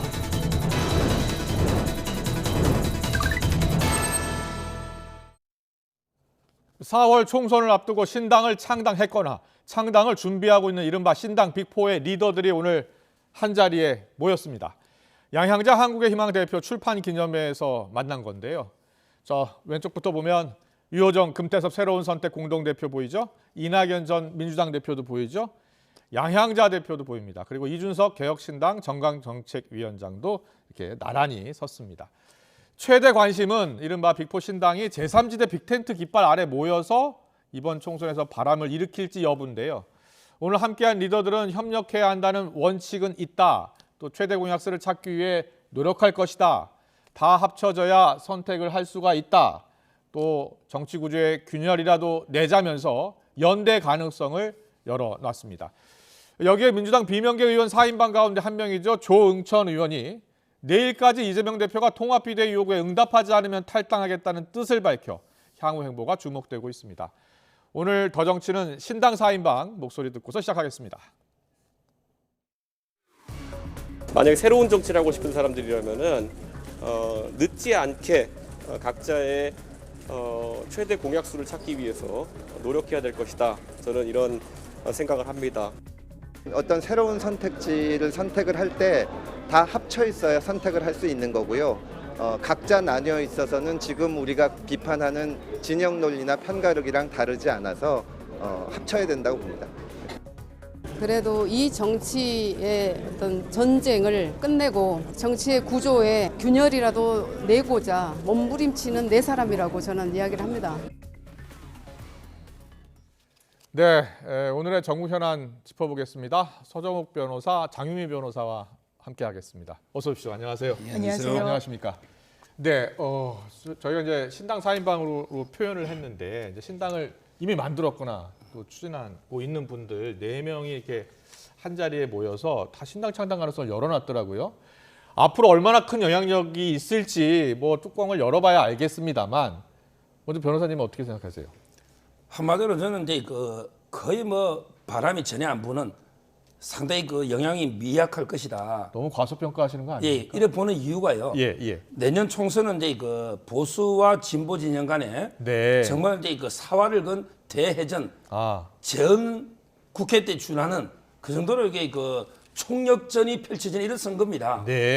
따라서 이제 저는 이런 이제 보수 진보의 총력전에 과연 이게 중간지대가 설 땅이 있는가 이런 생각이 들고 양당 체제가 더 강화될 것이다. 예. 그리고 이제 무엇보다 이제 뭔가 가치라든지 비전 이게 네. 공동점이 있어야지 이게 될 거 아닙니까? 예. 근데 이준석 전 대표하고 이낙연 전 대표에게 무슨 정치적 비전이나 가치가 이게 공통되는 게 없잖아요. 따라서는 이런 걸 이게 그냥 양쪽에서 떨어져 놓은 이삭죽기죠. 네. 그리고 이제 이거는 잡탕밥이에요. 이래가지고는 이게 국민의 지지를 많이 받기 어렵다. 이래 알겠습니다. 봅니다. 서정욱 변호사님 생각은 바람이 불지 않을 것이다. 이렇게 보고 있는데 장미 변호사는 어떻게 보세요? 저는 이준석 전 대표의 개혁신당에 대해서는 좀 흐름을 짚어볼 필요가 있다고 생각합니다. 예. 일단 본인이 창당준비위원장도 아니고 정강정책위원장을 맡아서 네. 뭔가 소구할 수 있는 법안과 관련해서 1호 법안을 발표하기도 했어요. 예. 그 부분이 이른바 KBS 사장과 관련한 방민방지법이라는 것이었습니다. 예, 낙하산 사장 방지법. 그렇죠. 예. 그런 흐름부터 사실 국민의힘에서는 대대적인 공천 물갈이 예고하고 있습니다. 예. 한동훈 비대위원장이 이른바 칼자루를 쥐고 있는데 본인이 불출마 선언하지 않았습니까? 네, 네. 그러면 그걸 지렛대로 여러 원칙과 상식을 이야기하면서 공천 축출 작업이 있을 때 그분들이 그걸 과연 원칙이라고 느낄 것인가와 관련해서 아까 이삭죽기라고 표현하셨지만 네. 아마 그 인물들을 수용할 수 있는 하나의 플랫폼 역할을 할 거라는 생각이 듭니다. 그렇군요. 이낙연 전 대표 11일 그러니까 모레죠. 탈당 기자회견을 예고했잖아요. 어떻게 보십니까? 민주당 내에서 이낙연 전 대표를 따르는 현역 의원들이 더 있을 것으로 보세요? 저는 상당히 많이 있다 봅니다. 예. 상당히 그 분당에 준할 정도로 의외로 많을 수가 있다. 왜냐하면 이제 지금은 단기 필마로 혼자 나가지만 예. 곧 이제 원칙과 상식 네 분 있잖아요. 네. 그분 중에 조홍천 의원은 좀 이게 지켜봐야 되겠지만 나머지 세 분은 이제 그 동행할 걸로 보이고 그다음에 나머지도 이제 그 지금 하위 10%가 감점이 30%까지 감점이에요. 아, 지금 공천 기준 말씀하시는 거예요? 예. 그러면 이제 그 본인이 대충 그 하위 30%든 20% 감점 그걸 안다 말이죠. 네. 그렇다면 이게 공천이 상당히 어렵다. 이렇게 되면 이게 그 결국 승복하지 않고 예. 저는 이제 대거 탈당할 가능성이 상당히 많다. 네. 그렇다면 저는 오히려요. 이준석 신당보다 네. 이낙연 신당이 조금 더 영향이 더 파워가 클 것 같아요. 어떤 점에서요? 지역 기반이죠. 지역 기반에서요? 예. 이낙연 신당은 이제 그 호남이라는 네. 지역 기반이 있죠. 뭐든지 예. 호남이 어느 한 당에 독식을 안 줘요. 최소한 저는 경쟁을 하거든요. 예. 그렇다면 이제 그 이재명의 민주당과 이낙연의 신당이 호남에서는 상당히 접전을 벌이는데 예. 문제는 이제 이준석 신당은 대구나 경북 지역 기반이 없잖아요. 예. 따라서 이제 저는 오히려 이낙연 신당이 더 이게 영향이 있을 거로 봐요. 그러요. 그렇게 보시는군요. 장미 변호사는 이준석 전 신당을 더 주목하고 있는데 우리 서정욱 변호사님은 또 이낙연 신당을 더 주목하고 있습니다. 그런데 일각에서는 삼지대로 다 뭉칠 수도 있다 이렇게 전망하는 분도 있어요. 또 그래야 아마 더 역할을 할 수 있다는 분도 있고요. 어떻게 예상하세요? 사실상 그러기 위해선 넘어야 될 산이 많을 겁니다. 사실 양당 구조, 양당 체계의 구조적인 한계점, 문제점 지적하고 있지만요. 네. 그게 이 사실상 탈당의 본질이 아닌 것 같습니다. 총선이라는 변수를 두고 뭔가 본인들의 진영의 국회 입성을 사실상 진행하기 예. 위한 측면이 더 크죠. 그렇다면 제3지대에서 각각의 이 진영별로 나눠져 있는 거 아니겠습니까? 네. 이른바 이준석 전 대표, 이낙연 신당, 양향자 금태섭 이렇게 각각의 깃발을 들고 있는데 합쳤을 때 시너지 효과 물론 날 수 있겠죠. 그런데 실제적으로는 본인들의 이해관계를 관철하려고 할 겁니다. 더 이해관계를 관철하는 그 과정 중에서 사실상 이합집산인 측면이 있는데 서로 양보할 것인가, 정치적인 지분을 더 한 발 물러설 것인가, 그러기는 사실 정치적인 이념 공동체도 아니었기 때문에 훨씬 어려운 부분이 있을 거라고 보여집니다. 그렇군요. 양양자 대표 출판 기념회 때는 그럼 덕담을 좀 서로 주고받은 건가요? 협력 또 뭐 합쳐야 한다 이런 이야기를 많이 했는데 일단은 빅텐트를 이루고 제3지대 지붕 아래 모일 가능성이 좀 높지 않다라고 보시는데 그렇게 보세요? 저도 그래 봅니다. 오히려 이제 그 이낙연 신당이요. 네. 저는 독자적으로 가면 네. 상당히 호남이라게 지지를 좀 받을 거예요. 오히려 이제 합쳐버리면요. 예. 이낙연 대표는 이게 완전히 죽습니다. 결국 이제 이준석 대표 밑으로 갈 수밖에 없어요. 예. 더 젊고 이렇게 미래 권력이기 때문에 저는 합치는 순간에 이준석 대표는 이제 날개를 달 수 있지만 이낙연 대표는 이게 그 이준석 대표 밑으로 갈 수밖에 없기 때문에 저는 이게 빅텐트가 상당히 어렵고요. 네. 역대 빅텐트 중에 이념적으로 이렇게 간격이 벌어진 이런 게 없었어요. 최소한의 공통점이 있어야 되는데 이준석 대표의 보수부터 이낙연 대표의 저 진보까지 이렇게 이념의 간격이 멀어졌는데 그게 어떻게 텐트 하나에 다 들어가겠습니까? 저는 어렵다고 봐요. 나중에 보겠습니다. 과연 빅텐트가 이루어질지. 그런데 이낙연 전 대표요. 어제 민주당 의원들 44% 전과자 이런 표현을 쓰면서 당내 도덕성 문제를 지적했더니요. 친명계 좌장이 정성호 민주당 의원은 노동운동, 민주화운동 이런 분 제외하면 16% 정도다라고 반박을 했습니다. 어떤 이야기했는지 듣고 오겠습니다. 답답하기도 하고 안타깝기도 합니다. 민주당 간판으로 민주당 당원들의 거의 절대적인 지지를 받고 또 사랑을 받아온 분 아니겠습니까? 또 호남의 가장 대표적인 정치인이고요. 어떻게 보면은 꽃길만 걸어온 분이십니다. 어제 이낙연 전 대표가 지금 민주당의 전과자가 44%다. 노동운동과 민주화운동 하신 분들을 제외하면 한 제가 알기로 16% 정도 되는 걸로 알고 있습니다. 그 혜택을 받았던 가장 그 대표적인 분 아니겠습니까?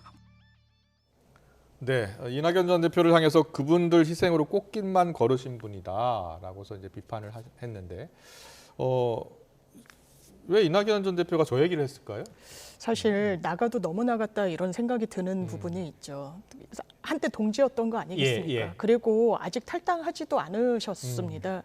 그런데 전과자가 44%다. 이 말은 본인과 가치와 이념을 같이 했던 같은 당인들에게 던지는 쓴소리를 넘은 비난이죠. 왜냐하면 정성호 의원이 이야기한 것처럼 전과자라고 그냥 포섭되는 부분이 아니라 노동운동을 하다가 한때 민주화 운동을 하다가 전과자가 된 분들에 대해서 그 어떤 성과에 대해서 본인이 이른바 정치적인 수혜를 입었던 부분이 왜 없다고 할 수 있겠습니까? 양당 체계 이야기하지만 그 양당 체계 속에서 사실상 본인이 성장해왔던 정치인 아니겠습니까? 그런데 당을 떠나기 직전에 국민의힘이나 윤석열 정부에 대해서는 사실상 말을 아끼면서 민주당 내에 대해서 이런 식의 비판을 수위를 높이신다?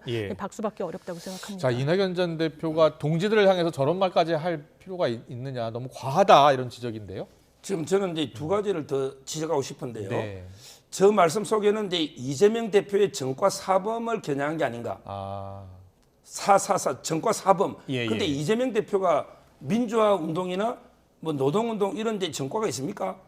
제가 알기로는 이제 검사 사칭, 음주운전, 특수공무방해, 선거법 이런 게 전과 사범 이걸 좀 겨냥하는데 직접 겨냥하기가 좀 곤란하니까 포괄적으로 이제 전과 44%다 이런 게 하나 있고요.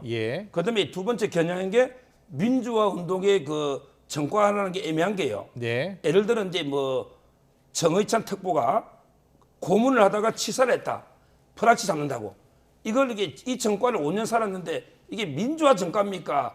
그냥 폭력 치사 전과입니까? 누구 말씀하시는 건가요? 정의찬 특보. 정의찬 특보. 이런 데 분들도 있잖아요. 이재명 대표 주위에 이제 고문 치사에 연루된 분들, 이런 데 분들도 있지 않습니까? 이런 게 전과를 과연 민주화 운동의 전과로 미화할 수 있는 건지 이런 게 비판이 다 복합적으로 포함된 그게 바로 44% 전과다 이렇게 놓은 거죠. 정성호 의원은 그분들 희생으로 꽃길 걸어오신 분이다라고 또 비판한 부분에 대해서는 어떤 생각이세요?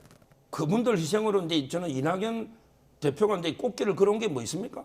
그거는 전혀 저는 팩트하고 안 맞다 봐요. 그분들의 희생으로 이낙연 대표가 누린 게 뭐가 있는가? 이낙연 대표는 본인이 언론인부터 본인의 정치적 자세를 쌓아온 거지 그분들 덕을 본 건 없다 봐요. 네, 알겠습니다. 자, 이런 가운데 비명계 모임이죠. 원칙과 상식 의원 4명도 내일 일단 결단을 할 것으로 보이는데요. 조홍천 의원이 오늘 인터뷰에서 최후 통첩을 했습니다. 듣고 오겠습니다. 저희는 과연 민주당이 이렇게 바뀌고 또 저희가 정말 간절하게 요구한 것들에 대해서 제대로 된 답변을 들은 적이 없어요. 소위 말하는 묵살 정치죠. 지금 비록 병상에 누워 계시지만은 뭐 당직자들 통해서 뭐 의사 표현은 가능하시리라고 보는데 이재명 대표에게 하루의 시간이 남았다. 그 하루의 시간 동안 저희의 요구에 대해서 답변을 해주시라. 네, 이제 하루 남았다. 이재명 대표가 답을 해야 된다. 통합비대위 구성을 해달라라고 요청한 건데 사실상 이재명 대표가 거부한 거 아니겠습니까? 그런데 오늘 인터뷰 내용 아니겠습니까? 그리고 하루의 시한을 드리겠다라는 취지인데요. 일단 네. 당대표가 입원 치료 중에 있습니다. 직접적으로 뭐 천준호 비서실장도 만나지 못할 정도로 네. 아주 가족들만 만나고 있고 당무도 필요 최소한의 범위만 보고를 받고 있는 그런 상황 속에서 하루를 드리겠다라고 하는 게 무슨 의미가 정치적으로 있는 것인지 예. 사실상 본인들의 탈당을 좀 정당화하기 위한 수단으로 보이는 부분도 있고요. 그렇다면 통합비대위를 처음에 요청했을 때 한 정치인이 이렇게 평가하더라고요. 통합비대위 기본적으로 대표가 공천과 관련한 실무 그리고 여러 이제 지시 감독을 하는 부분이 있는 거죠. 근데 네. 통합 비대위가 구성되면 예. 각 진영별로 그 부분을 지분을 정치적으로 나눠 갖겠다라는 의미가 있는 겁니다. 그 의도를 사실상 숨기지 않고 관철이 되지 않으니까 당을 나가겠다라는 게 과연 명분이 있는 것인지에 대한 좀 물음표가 많이 쳐집니다. 그렇군요. 통합 비대위를 요구하는 목적이 거기에 네. 있는 것 같다. 서정욱 변호사께서는요. 뭐 저도 이제 불가능한 걸 지금 요구하고 있기 때문에 불가능한 것을 요구한 거기 때문에 탈당 이제 명분을 서로 찾는 건데요. 저는 민주당의 탈당 의원이 세 갈래 길이 있다 봐요. 네. 하나가 이제 이상민의 길이 있고요. 예. 그다음에 조응천의 길이 있고 네. 나머지 의원의 길이 있다 봐요. 네. 무슨 말이냐면 이게 이상민 의원은 국민의힘으로 갔습니다.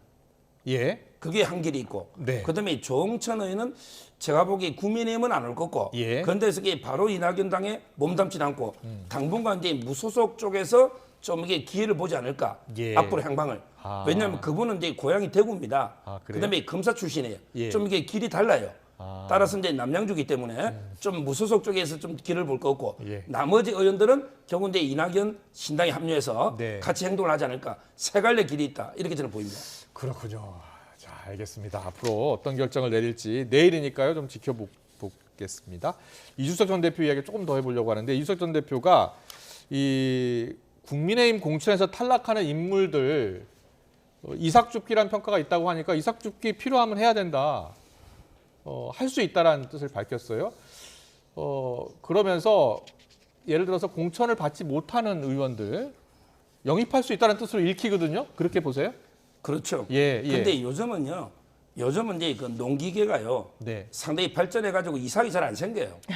그대로 이게 농기계가 정교하게 발전하면 이삭 없이 그냥 제대로 이게 다 벼수수하고 다 하거든요. 쭉정이 죽기가 문제지 이삭은 알곡이니까 그러니까요. 무조건 이 줘야 말은요. 한다. 이렇게 이 얘기했어요. 말은요.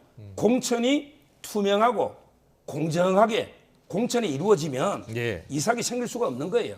그건 이제 진짜 쭉정이는 뭐 컷오프 되는 거지만 예. 공천이 잘못됐을 때 이삭이 알곡이 이삭이 되는 거지. 예. 저는 공천만 투명하게 이루어진다면 지금 한동훈 위원장은 상당히 시스템에 따라서 철저하게 공정하게 하겠다 네. 이랬잖아요. 예, 그렇다면 저는 이제 진짜 알곡 같은 이삭은 없을 것이다.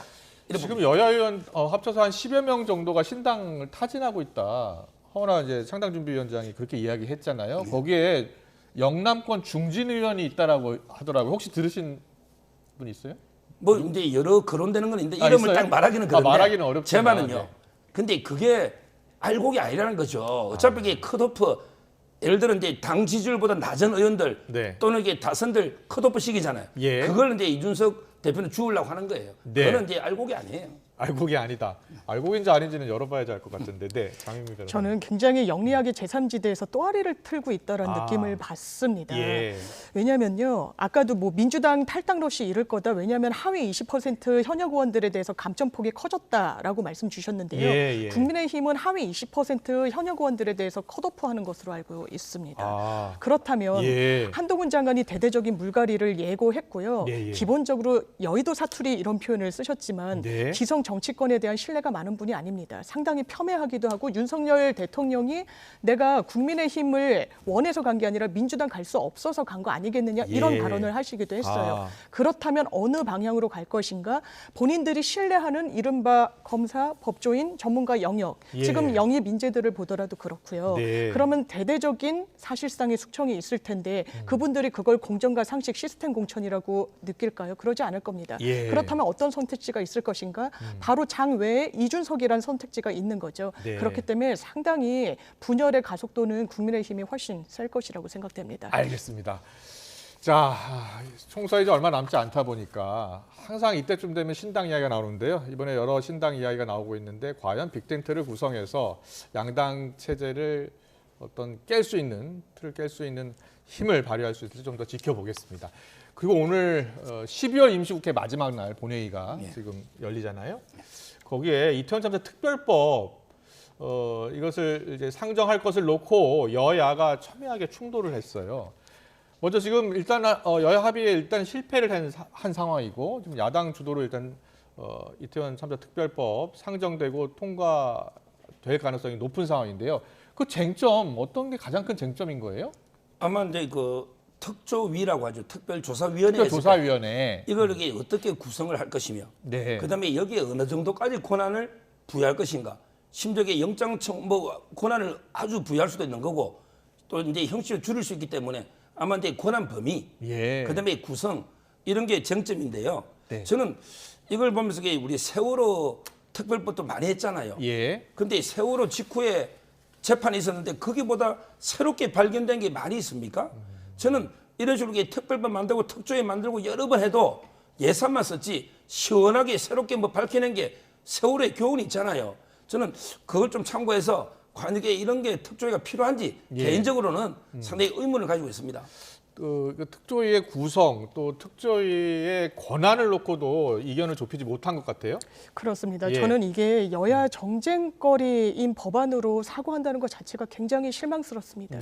이태원 특별법이라고 하는 건 정확한 워딩은 이태원 참사 진상 규명과 재발 방지 및 피해자 권리 보장을 위한 특별 법안입니다. 진상 조사를 구체적으로 하겠다는 겁니다. 윤석열 대통령께서 수많은 청년들이 사망했을 때 뭐라고 말씀하셨습니까? 경찰을 앞에 두고 따박따박 법적으로 따져봐야 된다라고 했습니다. 따져봤더니 그러면 책임질 수 있는 사람들이 과연 처벌받고 있습니까? 국민들이 물음표를 갖고 있는 겁니다. 추모 기념관, 추모 사업을 하자는 국민적인 요구에 대해서 왜 국민의힘 제대로 답변하지 않습니까? 이거를 왜 정쟁거리로 삼습니까? 이 부분에 대해서 전격적으로 합의하시고 세월호 때처럼 계속 거듭된 수정안을 내므로써 사실상 이 입법을 방해하는 행위는 국민들이 용서치 않을 거라고 생각합니다. 그렇다면 이태원 참사 특별법이요? 만약에 야당 주도로 국회를 통과한다면 그 이후 국민의힘의 선택지는 뭐라고 보세요? 국민의힘은 당연하지만 이 국회에서 입법부가 통과시킨 법안에 대해서는 따라야 되지 않겠습니까? 그 부분과 관련해서 국회의장도 사실 수정안 내고 이 부분을 그럼 4월 총선 이후로 미루자일지 아니면 특검 추천 권한을 좀 다른 당에 주자일지 뭐 이런 여러 협의안을 내고 있지만 국민의힘 제대로 수정안에도 응하지 않고 있는 그런 부분들 국민들께서 평가하실 겁니다. 자, 소영 변호사님, 그러면 이 국회 통과는 지금 거의 확실한 거 아니에요? 야당 의원들 수로도 충분히 통과할 수 있으니까 그 이후 국민의힘이라든지 어떤 선택을 할 것 같아요?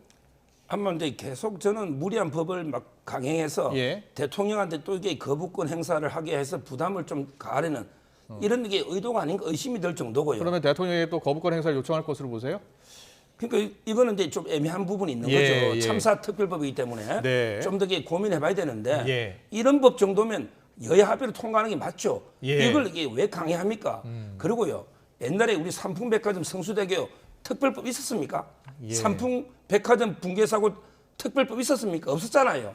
세월호 때부터 자꾸 이게 참사를 좀 정치적으로 이용하는 이게 저는 문제라고 봐요. 그 피해자 지원이라든지 진상조사는 더 필요하다라는 데는 생각이 같은 겁니까? 저는 이제 그 지원이나 이런 거는 이게 필요한데 진상조사는요. 그날 저도 핸드폰으로 밤에 깜짝 놀라서 많이 받지 않습니까? 어떤 게 더 새로 나올지 의문입니다. 네, 이 시각 지금 국회 상황을 보고 있는데요. 아직 특별법은 상정이 안 됐습니다. 특별법 상정이 되면 또 바로 현장 연결해서 전해드리겠습니다.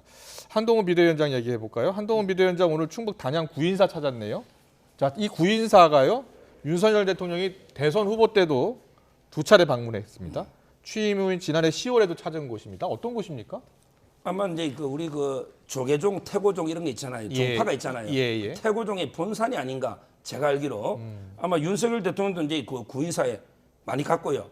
저도 개인적으로 몇 번 가본 이런 이제 사찰입니다. 아마 이제 한동훈 위원장도 기본적으로는 이제 저는 대통령실과 원팀이에요.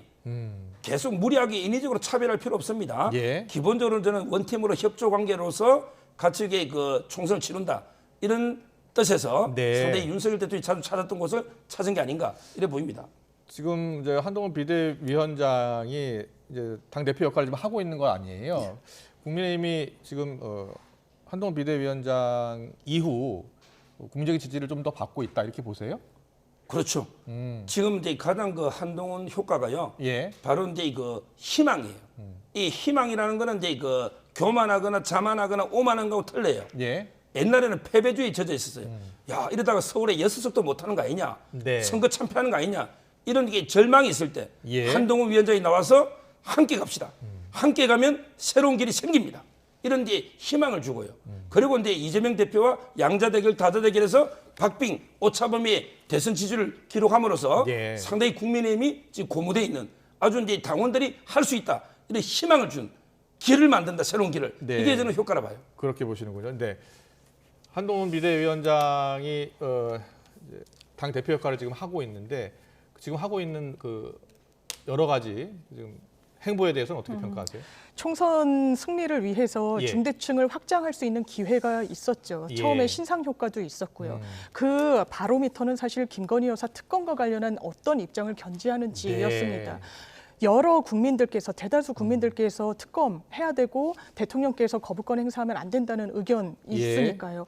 정반대로 역행하고 있습니다. 그러면서 언론이 물으면 그 부분은 처음엔 모른다라고 했다가 나중에 물으면 민주당이 그렇게 시키더냐고 이야기를 했었습니다. 예. 그리고 또다시 언론의 질문이 있으면은 그 부분은 본인과 생각이 다르다라고 이야기합니다. 개인 의견일 뿐이라고 예. 기자의. 비대위원장 이후로는 총선용 그렇습니다. 압법이라면서 반대한 거죠? 그렇습니다. 예. 악법 아닙니다. 왜냐하면 예. 본인이 그 국정농단 사건을 했을 때 바로 그 추천권안 네. 동일하거든요. 언론 브리핑을 하는 내용 토시 하나 틀리지 않고 같습니다. 예. 악법이라고 할 수 없습니다. 네, 이 여야 입장이 워낙 다르기 때문에 서정욱 변호사님, 이게 총선용 압법이라고 국민의힘은 주장하고 있는 거잖아요.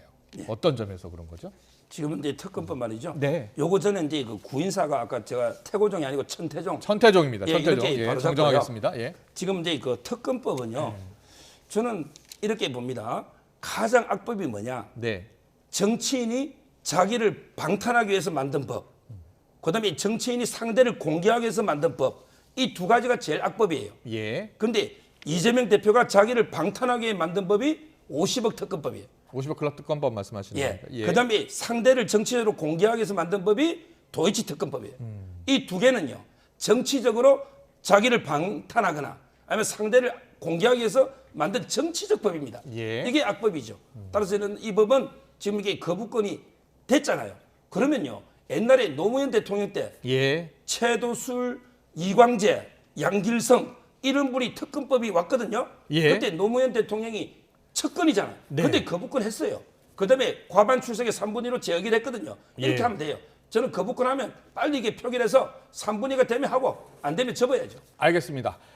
여야 입장을 좀 여야 입장이 아니라 그 두 분의 의견을 들어봤는데 지금 속보가 들어와서 잠깐 정리를 하고 좀 더 얘기 나눠볼게요. 이재명 대표를 습격한 피의자 신상 공개 여부를 발표하기로 했잖아요. 조금 전에 결과가 나왔는데 비공개 결정을 했다는 속보가 들어와 있습니다. 부산경찰청 김 씨에 대한 신상공개위원회를 개최했고 개최한 결과 비공개로 결정했다고 밝혔습니다. 속보를 지금 전해드리고 있습니다.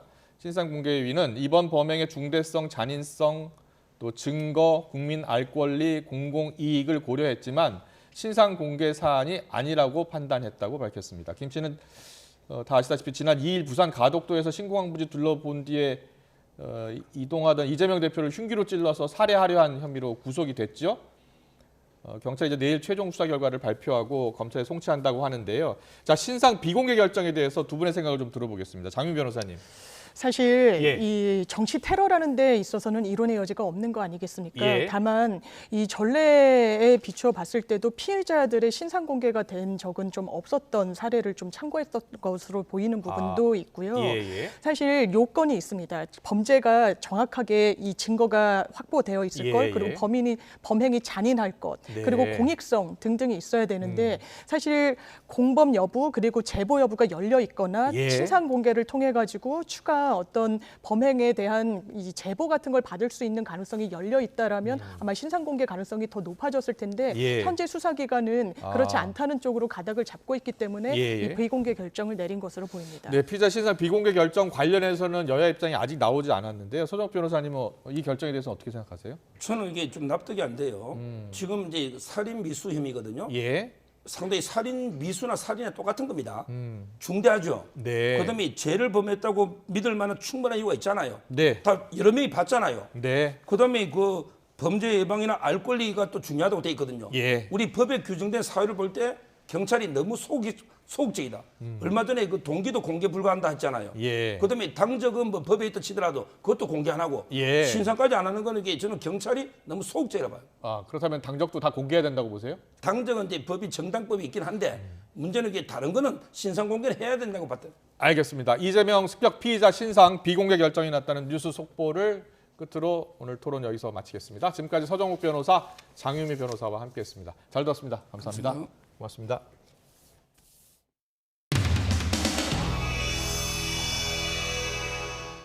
네, 역시 우리 후보자님 답변 태도를 보니까 역시 우리 우리나라 최고의 대문호의 자제답게 당당 의연한 자세가 너무 마음에 듭니다.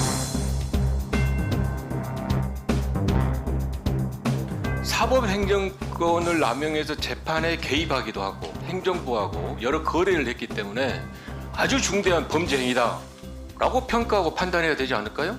동의하세요? 안 하세요? 다른 문제는 몰라도 이 문제를 사법농단으로 정의하는 거에는 제가 동의할 수가 없습니다. 법원 행정처 차장을 만나서 의견서 제출에 대한 논의도 했고요. 그 이후에 2015년, 16년 두 차례에 걸쳐서 만난 것으로 이제 알려졌습니다. 사법농단 아닙니까? 외교부가 가졌던 고민을 사법부도 공유했다고 생각을 한다는 게 제 답변입니다. 후보자가 계속 의견을 나눴고 협의를 했고 문서도 주고받았다. 그런데 사법농단에 관여한 적은 없다. 뭐 의원님의 의견에 제가 반대하기는 어렵습니다. 그냥 그렇게 생각하시면 저는 그렇게 생각하시는 게 최소한 이제 법원이 외교 당국의 의견을 물어보는 뭐 이른바 법정 조언자 제도 외국에는 사례가 있는 것입니다. 예, 있습니다. 뭐 뒷방에서 몰래 이루어진 일들은 아니고 이거 적법한 절차에 따라서 이루어진 일이죠. 이미 미국이나 영국 서구 선진국에서는 당연히 있는 제도이기 때문에 강제징용 사건의 대응팀으로 활동하고 있던 유명한 전 장관을 만났다라는 것을 진술을 했어요.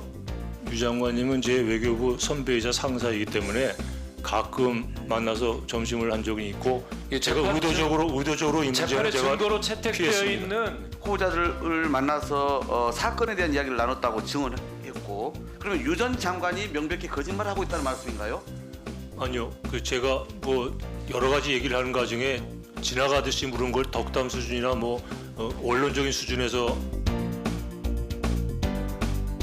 뭐 한마디 정도 할 수 있는 가능성이 있지만 협의한 적이 없습니다. 그러니까 저는 되게 지금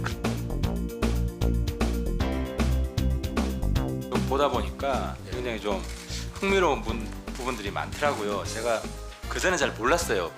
얇은 사 하이안 곡갈은 고이 접어서 나빌레라 승무. 제가 그 교과서에서 배웠는데 조지훈 시인이 부친이시죠. 네. 부친은 어떤 생각을 하셨는지 한번 훑어는 보셨을 거 아니에요. 저는 아버지의 명예에 누를 끼치지 않은 걸 제 인생의 최고의 목표로 생각하고 살아왔습니다. 그렇죠. 근데 이제 이승만 대통령의 공과에 대해서는 어떻게 생각하세요? 특히 이제 외교부 장관으로 계시니까.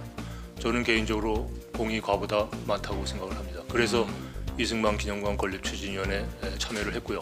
맞습니다. 저도 뭐 애들 키우지만 자주 싸워요. 자식들이 뭐 아버지 생각하고 똑같다는 것이 시대가 바뀌는데 저는 뭐 저희 아버님이 지금 살아계셔서 제가 여쭤보면 잘했다고 하셨을 것으로 믿고요. 아버님이 잘못하셨어도 후보자께서는 그 길로 가시는 것도 좀 괜찮다고 봅니다. 뭐 아버지랑 싸울 수도 있지 뭐. 그게 큰 흠이 되겠습니까?